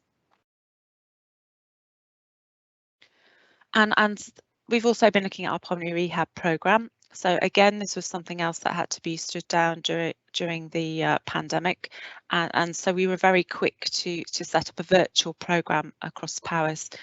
This has been particularly successful. We've had 50 patients through our programme so far with a 64% completion rate. That's actually quite good for pulmonary rehab because the nature of respiratory disease, particularly during this time as people have relapses and remissions and become unwell, and often with our face-to-face programs it's very difficult for people to attend every session. We talk about completion being somebody being able to come to every single session, so some people will have accessed some of the sessions but not all of them, so we're quite proud of the outcomes of that program. We noticed that some people struggle with the digital skills that they might need, so we've worked really closely with PAVO and Powys Library Services to be able to access both kit and skills to support people to access our programs. We collect quite robust data to show outcomes, and we've put some of the numbers there. Those are the very sort of clinical technical outcomes that we collect, but and you have to achieve very specific scores to be seen as statistically valid, but other people are just getting benefit from having reassurance and being part of a group and learning more about their conditions, and we're trying to do a piece of work to see what kind of cost savings we can get by putting people through these kind of programs. We are continuing our virtual program and we're just exploring opening up our face-to-face programs in the very near future. One of the other areas we're really keen to look at in Powys is repatriating our sleep services. So this is a service for people who have a condition called sleep apnea, which is problems breathing when they're asleep.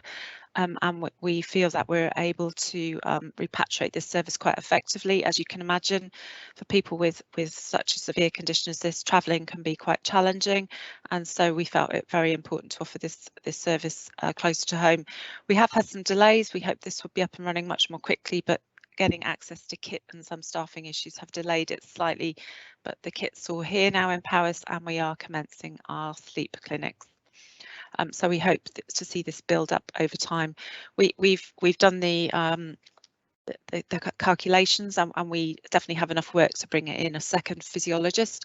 So we are out to advert and trying to recruit this very rare breed that they're very difficult to find physiologists, but we're trying our best at the moment, because this is definitely an area of growth and an area which will benefit the people of Powys. So this hasn't been without challenge. As you can imagine, we've been trying to manage a respiratory condition through a pandemic, which affects people particularly with respiratory conditions.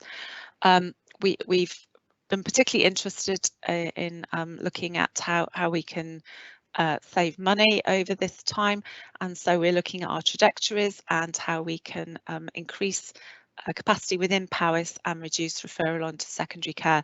So we've just on this slide shown you the investment that we've made over this time period in both kit, as I say, we've bought for sleep diagnostics, but also staffing, and our investor save model is looking at reducing both attendance as an acute admission, but also attending clinics out of area. So we'll just be collecting the data and the cost savings of that over time.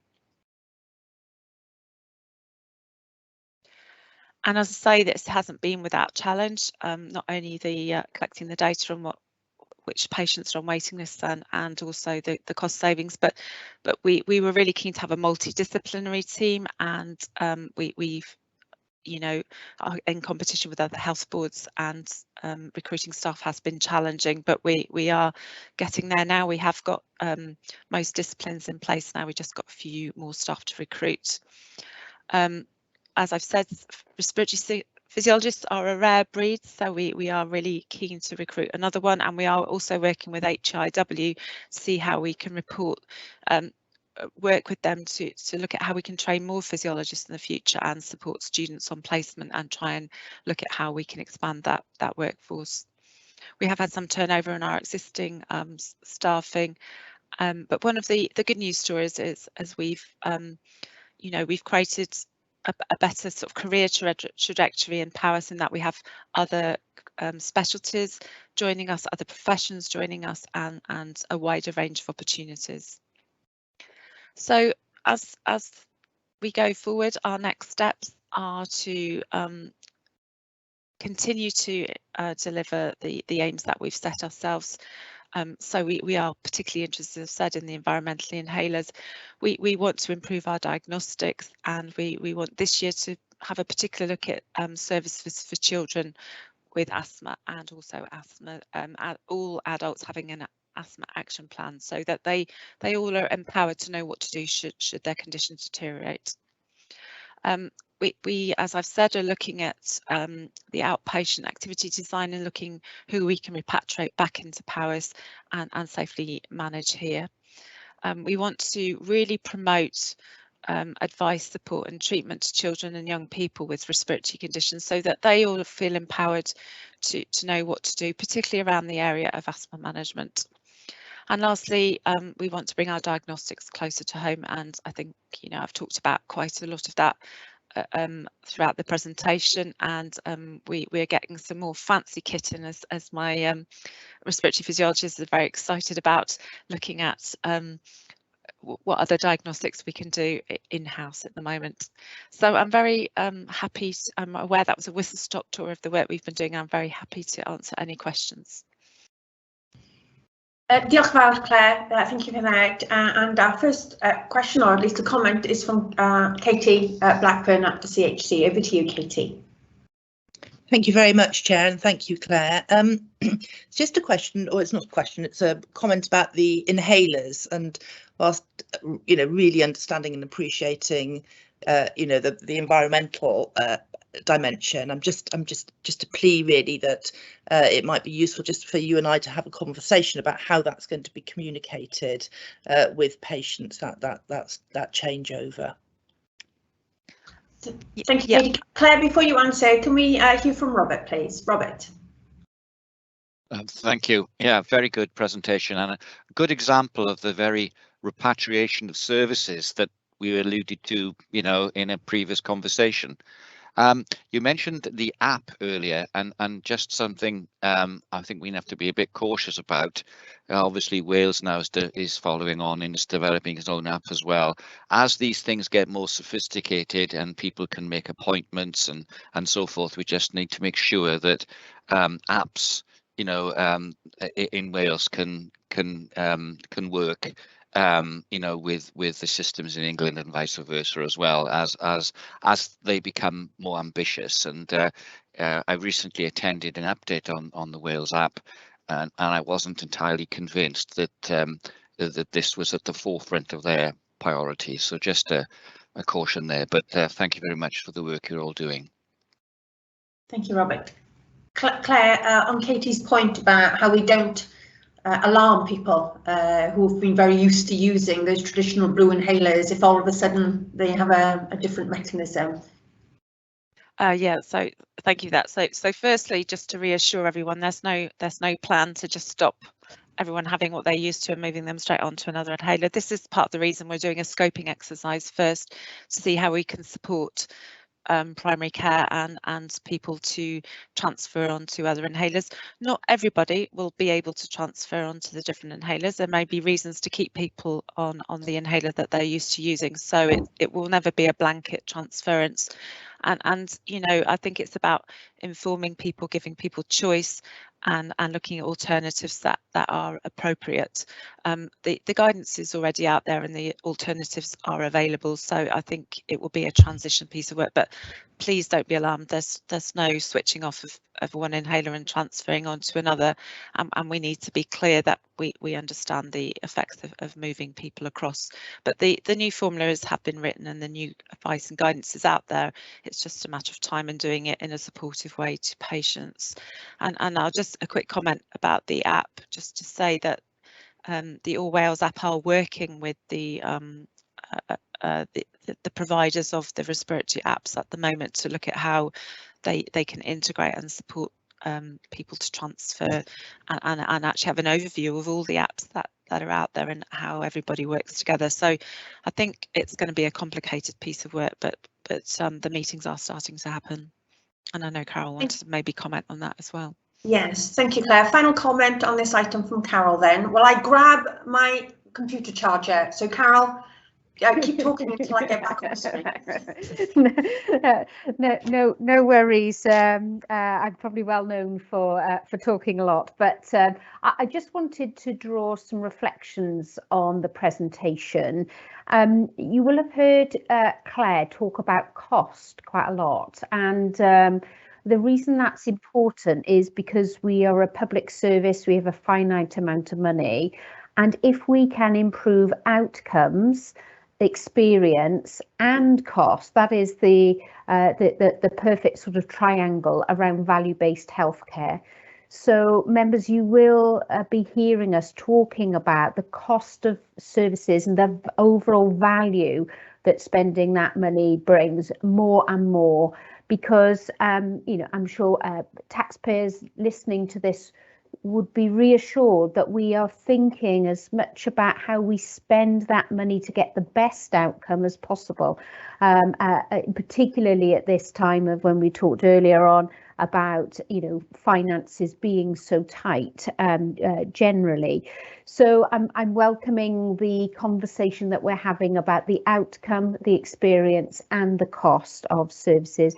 It was important, I think, to bring the Breathe Well developments to the board, because as Claire said at the outset, this was one of the first areas of the Big Four that we got up and running. And just by way of reminder, the Big Four came out of the burden of disease work that indicated those clinical pathway conditions that for the people of Powys were particularly prominent and where we could make a difference. So it's very clear to me that we've made a difference on this. And in particular, I just wanted to reflect on the level of self and shared care and the level of ownership and working together with individuals, citizens, patients, whatever we would wish to call them, and whether it's an app or whether it's booking online to a pulmonary rehab program, these, the ability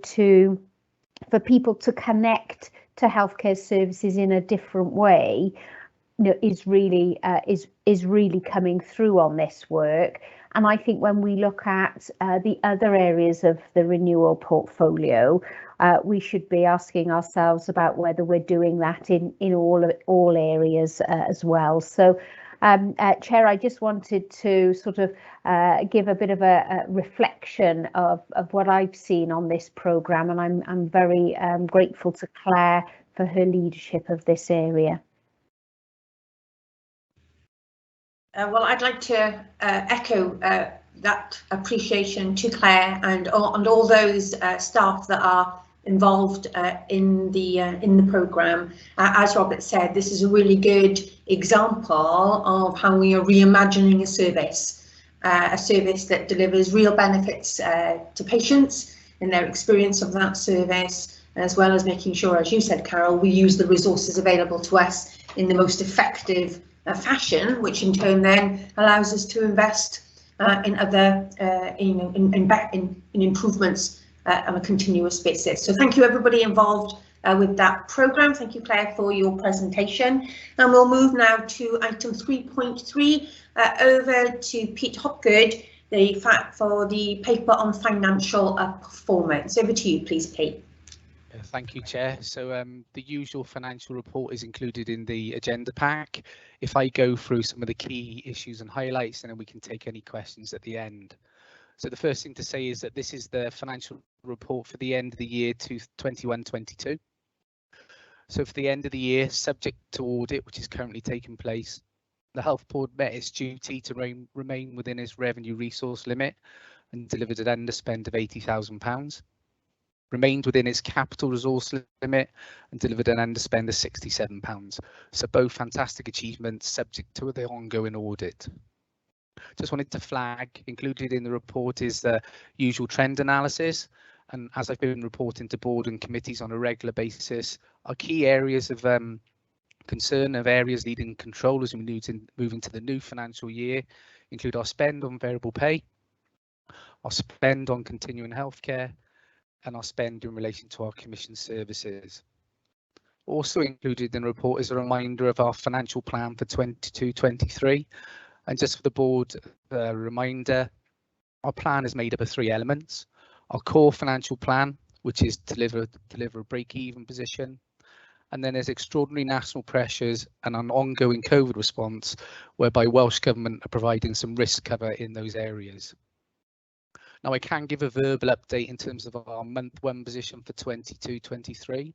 So as of month 1, we are currently overspent by £199,000.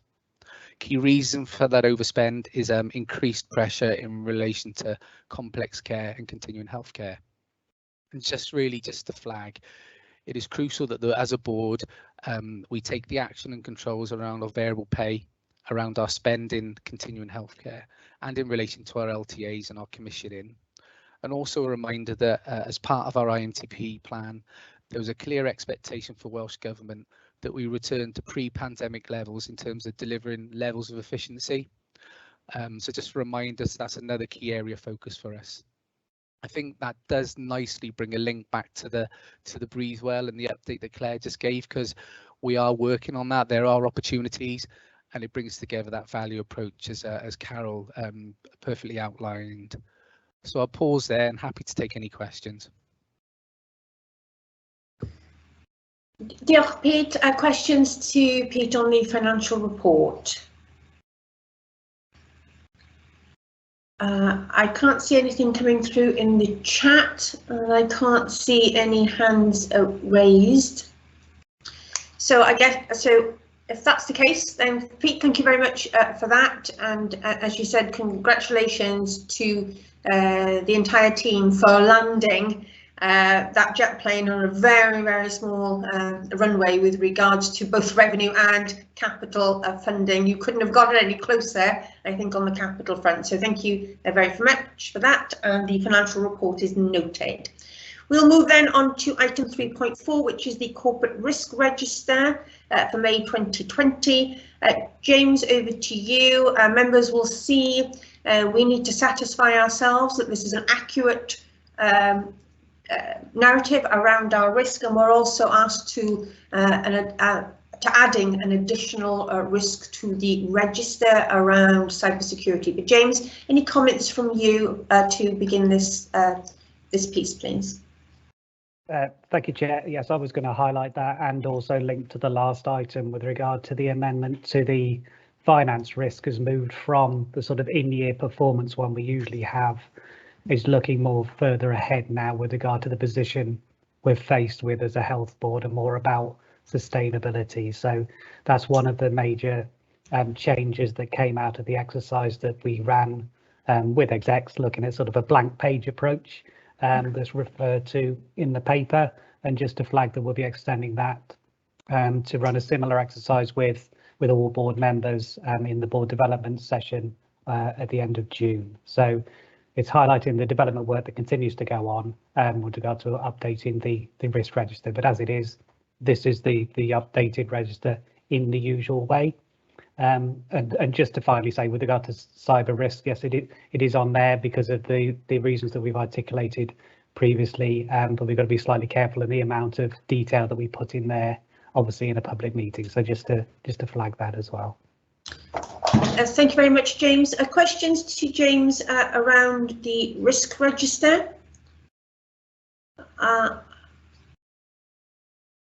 Ian, over to you, please. Sorry, just moved to my mic there. Thank you. Just had a question in relation to the risk register number 12 around compliance with Welsh language standards. I know that in the past, one of the things that we discussed was our ability to provide a central point where there were Welsh speakers, and had some conversations about modernisation of the telephone system to allow us to utilise our Welsh speakers without necessarily having to centralise them in one location. And that, again, that seems to be something that, from my recollection, would have ticked quite a few boxes from the standards perspective, but isn't in our plans that I can see. Thank you, Ian. Whilst exec members are thinking about that, we'll hear from Mark and a question from Ronnie, please. Thanks, Chair. One of clarification and one of a comment. On the dashboard CR 007, sorry, I've given you the wrong one. It's 006, the workforce. We've got a tick against the risk score of risk target of 12. And I just question, is that correct, or should that be a cross? Okay, and Ronnie? Sorry, there was one more before I... Oh, I'm so sorry, Mark. So sorry. We've talked in the Development and Delivery, or Delivery and Performance Committee, and Claire raised an issue about, specifically with maternity, as to the risk of transfer of ambulances and the availability. And it was just occurring to me that, given later reports that we see from the East and West, whether we should, at a corporate level or in departmental level, have a risk around the decline in target times and around that sort of red performance. So just some thought and discussion around that possibly. Thank you. No, thank you, Mark. Ronnie? Thank you. Just a reflection that I'm pleased to see the risk in relation to cyber attack is recognised, given the importance of that issue at the moment. I'm conscious that the NAO has just produced a paper on the Ukraine crisis and some of the consequences that might flow from that in terms of risks to organisations. And whilst cyber attack is there are also other risks that are identified. So I would just like to feel that the Health Board is across that document in terms of identification of what those risks may mean for it. And then on a second point, and I've reflected on this previously at committee, given the really rather interesting election results in Northern Ireland and the opening up once again of the Anglo-Irish agreement, the whole issue of Brexit seems to be very much on the agenda, and the consequences of that I think are difficult to predict. So I just like to feel that in terms of risk identification, that there is some attention being given to that as well. Thank you. Thank you, Ronnie. Carol, and if you'd like to respond to those points, please. Yeah, great. Thanks very much. And I may just draw on a colleague or two in doing so. So just to start with Ian's comment about the Welsh language. Ian, I think the Workforce and Culture Committee will be examining the annual report draft for comment and for adding to at its meeting next week. And I think it's a really good item by which we can discuss some of that language accessibility. You're absolutely right to highlight the need for some sort of flexibility in digital solutions, given how large our county is. And the spread of Welsh language speakers, but I'm impressed by some of the digital solutions that I use in my own life, and there must be a solution to bringing that issue to a close. So I know that Claire will be bringing forward that report to that meeting. In terms of urgent emergency care, Mark, I think this is one of the drivers for us to take a rather blank page look at risk identification. The risks that we've had identified in our risk log, and we had the COVID risk log, of course, didn't we, for a little bit of the time.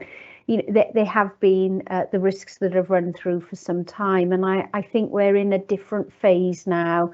And we may well need some recalibration, and we've had executive discussion about the urgent and emergency care, not just in relation to maternity, the issue you quite rightly raise, but across the board. And that risk at this stage, well, it's an issue. It's not a risk, it's happening, that there are real issues, and we have to be open and honest about that. And I was going to pick that up when we come to EASC. So I think, Mark, we'll have a really good look at that. And then on cyber risk, Pete might want to comment, but I have had sight of a external assessment that relates to our own risks as a health board. As James said, you know, this is clearly an area that is sensitive, and so we would not be publishing our risk profile. But I'm satisfied that we've got a lot of work going on in relation to that, and we were able to increase our capacity and capability organisationally with new recruits into the team with this level of expertise and experience. And then finally on Brexit, I think, you know, to some extent, Ronnie, there is a Brexit label, but there's a number of things happening, UK, Europe, you know, internationally, that may bring consequences to us. And in particular, it's important for us to understand what are the potential issues. So if we talk about workforce, for example, Ian mentioned earlier about ambulance waiting times, social care reform. We know that the social care sector across the UK had a reasonably heavy reliance on international workers, those from Europe, and that work supply has now changed. The UK government has changed some of its migration rules to enable some of that to be mitigated. And so I think, Ronnie, there may be something that we need to do to try to outline and share that we've got that on our agenda and on on the horizon as well, in terms of whether these things will settle or not, as you say, with the latest types of developments. I think I picked up most. There was a tick or cross issue that Mark had on CR007, I think it was, or it might have been 6. I don't know, James, if there's a technical response on that one. Yes, technically it should be a tick. Apologies. Sorry, it should be a cross. We're not at target on that one. Thank you very much for that. I think, as James referenced, we have a board development day where independent members can, look at the issue of blank page around risk, and I'm sure some of the issues Ronnie and Ian and Mark have raised, we'll be able to discuss those ourselves in that board development day. So if there are no further questions, can we therefore agree the risk register as stands and the inclusion of the new risks that have been identified in the report? I don't see anybody objecting to that, so we'll take that as agreed with that new inclusion. Thank you very much, James. And we'll move then to item 3.5, which is the report of the Chief Officer of our Community Health Council. Katie, lovely to see you this morning, and over to you. Thank you very much, Chair. I'm not obviously going to go through the report in detail. I hope it's fairly self-explanatory, but I thought it might be useful just to update members, since I wrote it last week, on a couple of areas, if that's all right. I think firstly, just to mention that since I wrote this report, and yesterday, in fact, we and in fact the Health Board were represented at a meeting with Wye Valley Trust, looking at potential developments with the stroke services, and similarly had a meeting with SAF yesterday just to have an update on the hospital transformation programme and to seek assurance that that was still progressing and moving forward, which it is, which was good to hear. And again, PTHB were in attendance at that meeting. I also just picked up whether the findings of Ockenden had actually been taken into consideration with regard to the hospital transformation programme, and sort of had that assurance too, so that was really positive.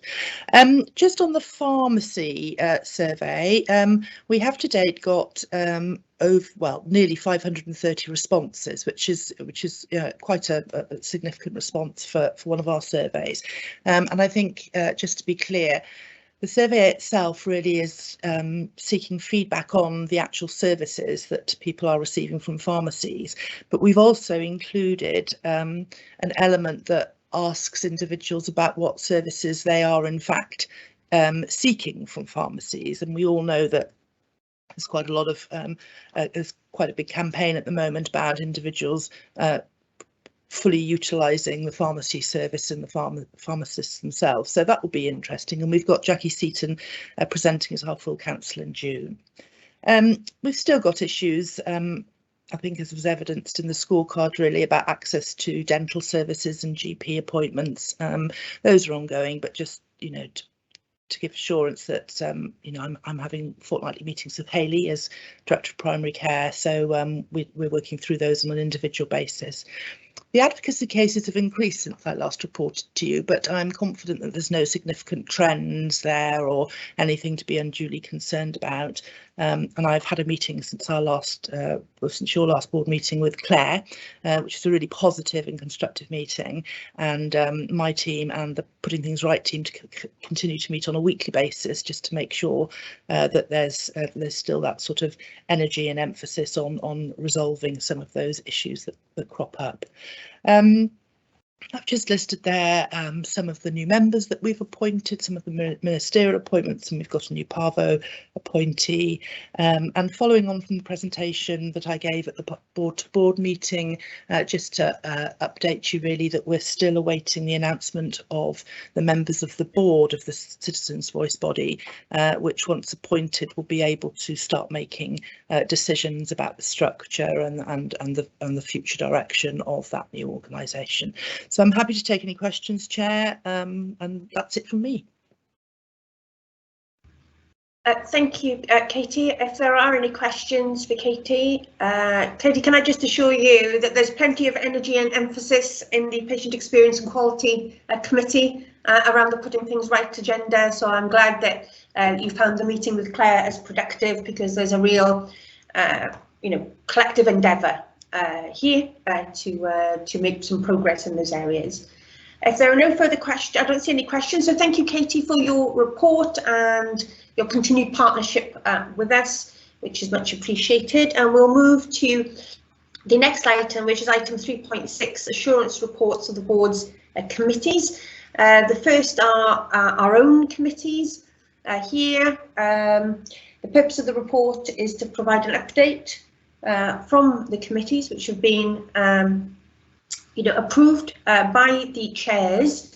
I don't know whether it's customary for individual chairs to comment on those committees. So Mark has flashed up in front of me first, so perhaps Mark, you'd like to begin. Thank you, Chair. I was only following the instructions I was issued with before the meeting. But yeah, in terms of the delivery and performance, it's slightly out of sync in terms of the form of the order of the report. But essentially, we've covered a few of the main issues today around finance. And again, congratulations, as I say, to that landing for the year. But also pleased to see that in the risk register already, we're actually looking at the longer view of actually delivering that target over the 3-year period of the IMTP. And again, the work that's being done around the risk register and going forward will be interesting to see, and some debate around that would be very welcome. So that's all from me. Thank you. Thank you, Mark. Tony, you appeared next. You've obviously been given the list that I wasn't given. So, Tony, you're next. Okay, thank you, Chair. Just briefly to mention, it's been a difficult year for internal audit. We did intend having 23 audits completed during the year, and in fairness, I mean, the auditors did rather well. They did actually complete 19, which I think we're quite grateful for. The main point that I wanted to make was the fact that the head of internal audit decided that we'd achieved more than enough for him to give us a reasonable report, that is normal if an authority is doing well like us. Reasonable sounds a bit mean, because I think that's the highest they go to, but I think we should grateful for that. And I'd like to take the opportunity of thanking everybody for cooperating with internal audit through these difficult times. But we have moved a long way, I think, over the last few years, and I'm glad to see it in the state we've got it now. Thank you very much, Tony. I think it now falls to me to pick up on the Patient Experience, Quality and Safety Committee. It's a real privilege to chair that committee, and I'm really appreciative to all the staff that support that committee. It's such a huge agenda to deal with, because everything that we do in this organisation is about patient experience, providing a quality service and a safe service. Some of the key issues discussed at the meeting are included for members' perusal, and I think, as I mentioned briefly to Katie, we're particularly keen to see some real progress on some of the patient experience data that we would want to see improved. But if there are no, I don't know if there's any questions, but I can assure members that the committee is abreast of all the key details. Katie mentioned Ockenden, and the committee has received a report on update on that, and we'll be paying particular attention to maternity services as we move forward, as this is an area of a great deal of work across the piece. Ian, should we move to you? Carol, I haven't forgotten you. We'll be coming to you. So over to Ian. Thanks very much. Nothing to add to the report. Workforce and culture has been mentioned a few times in our discussions this morning, and as a relatively new committee, I think we're developing our work. We had a very productive meeting where we were pleased to receive reports on the huge amount of progress that there's been on trying to address some of the issues that we've been discussing this morning. I would want to just point out a couple of things that one in the report and one that isn't. Carol mentioned earlier that the next workforce and culture meeting is on the 31st, which is next Tuesday, not 17th, as it says in the report. The dates have been changed. And a final point for information, I picked up on social media that Health Education and Improvement Wales are holding a joint a series of joint face-to-face meetings with Social Care Wales, talking about the implementing the next 10-year workforce strategy, and that's been an issue that we've discussed a number of times today. So if you look on the HEIW website, I think there is an invitation for anybody that's interested in attending and contributing to the development of that strategy. Thank you. Thank you, Ian. Before we hear from Robert, Pete wanted to raise something with regards to Audit Committee. Pete? Yeah, thank you, Kirsty, and Tony, if you allow me to raise it, that we're likely to receive a qualification of a regulatory nature on our annual accounts. It's in relation to scheme pays payments. It was discussed at the Audit Committee. It's still subject to final confirmation, but I think it's important just to raise that to the board so everyone's aware of that potential. The full details were explored in the committee, but can add a little further if people want me to. Does anybody want to ask any questions about that qualification? Carol? I just wondered, Pete, if you might share a little bit more of the detail in terms of this isn't a POWIS specific, you know, this is a national issue. I know it gets a bit technical, but it was really to make that point. Yeah, thank you, Carol. Yeah, rightly so. So in line with national Welsh Government policy and actually a national policy UK, there was a policy put in place whereby individuals could be reimbursed for any scheme pays pension contributions that they may have had to make in reference to exceeding their annual allowance. The Health Board has followed that policy and may have a couple of employees who are related to that policy. So in that regard, we could receive the qualification. The Audit Wales Auditor General view is that it's regulatory due to the nature of the expenditure.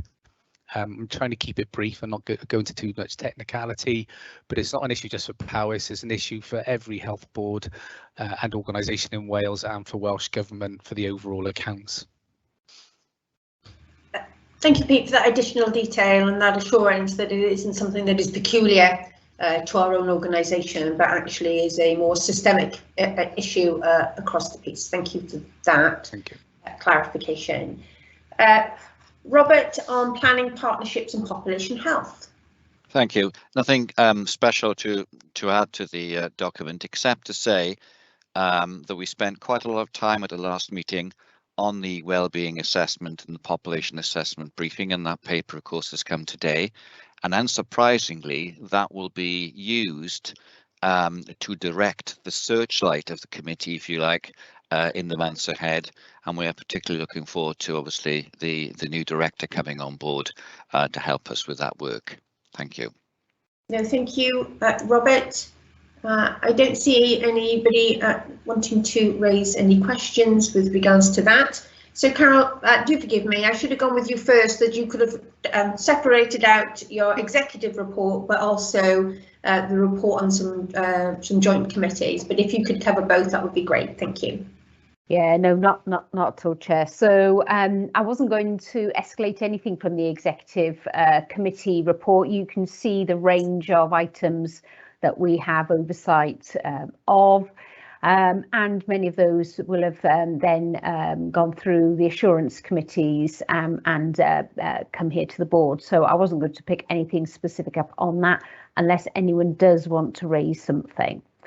I was going to just alight on the joint committee activity, though. This is really quite important joint work, and I alluded to this earlier when Ian made the very important comment about ambulance waiting times getting a lot of focus and the connection to the broader social care reforms. So I particularly just wanted to pull out Emergency Ambulance Service Committee, a reminder that each health board comes together and forms this committee with a small support team.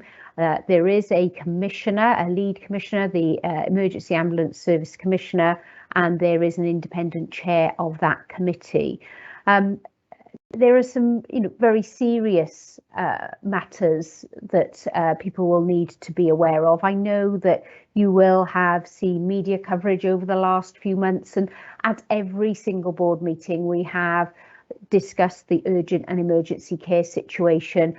We know that winter is always a difficult period for the NHS in this regard, but we were discussing back in August of last year the pressures, and they have not relented at all.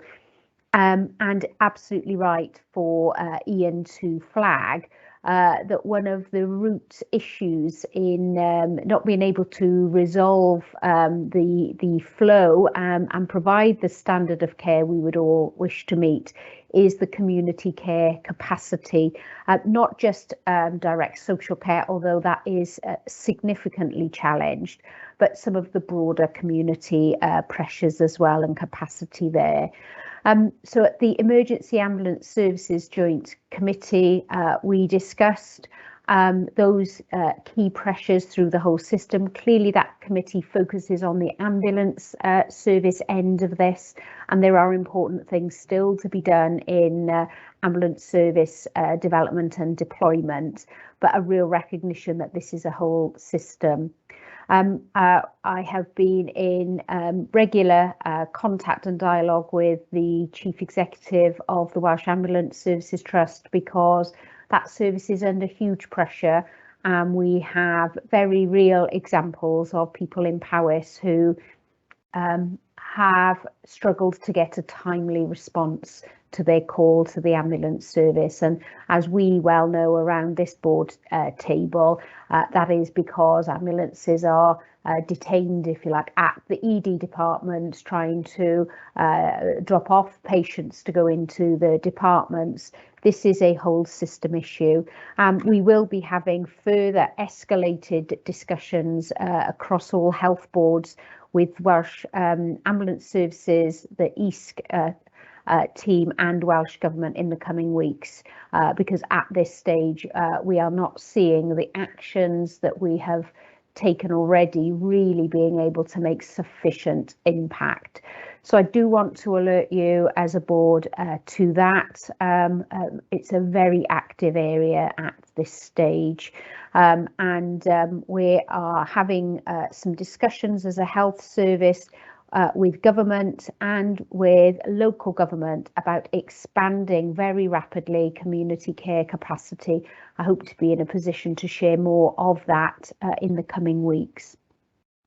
I did, Chair, just want to also flag the Welsh Health Specialised Services Committee, and when we were discussing waiting times and backlogs of patients who are waiting for services, I wanted to just make sure I could draw to your attention that we will be looking at the length of wait for people who are accessing or needing to access specialised services. so that information will come through more prominently. And the same philosophy applies, as discussed earlier, in the WISC meeting. It's about, can we offer an alternative provider for some pathways or patients who are waiting excessive lengths of time, and that will be looked at and discussed. So they are the really the key things that I did want to draw and escalate to the board's attention. Thanks, Chair. Thank you, Carol. Does anybody have any brief comments or questions they would like to ask Carol in particular about those joint committee reports? I don't see anybody, so thank you very much, Carol, for that update.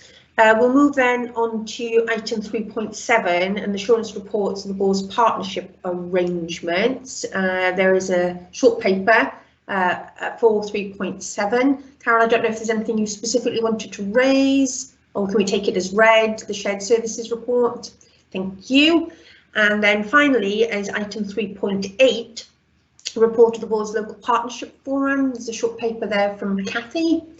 I don't see anybody wanting to raise any points under 3.8 either. So thank you very much to all the committee chairs for their hard work. Finally then, let's move on to section 4 on this morning's agenda. 4.1, any other urgent business? I've not been informed of any, so we can therefore bring this morning's meeting to a close to say that the next board meeting will take place on the 14th of June, once again via Microsoft Teams, and I look forward to being with everybody there. But if there are no further points, can I just say a massive thank you. Diolch o galon y pawb. Thank you to everybody for their contribution this morning, and bring this meeting to a close. Diolch yn fawr a hwyl fawr.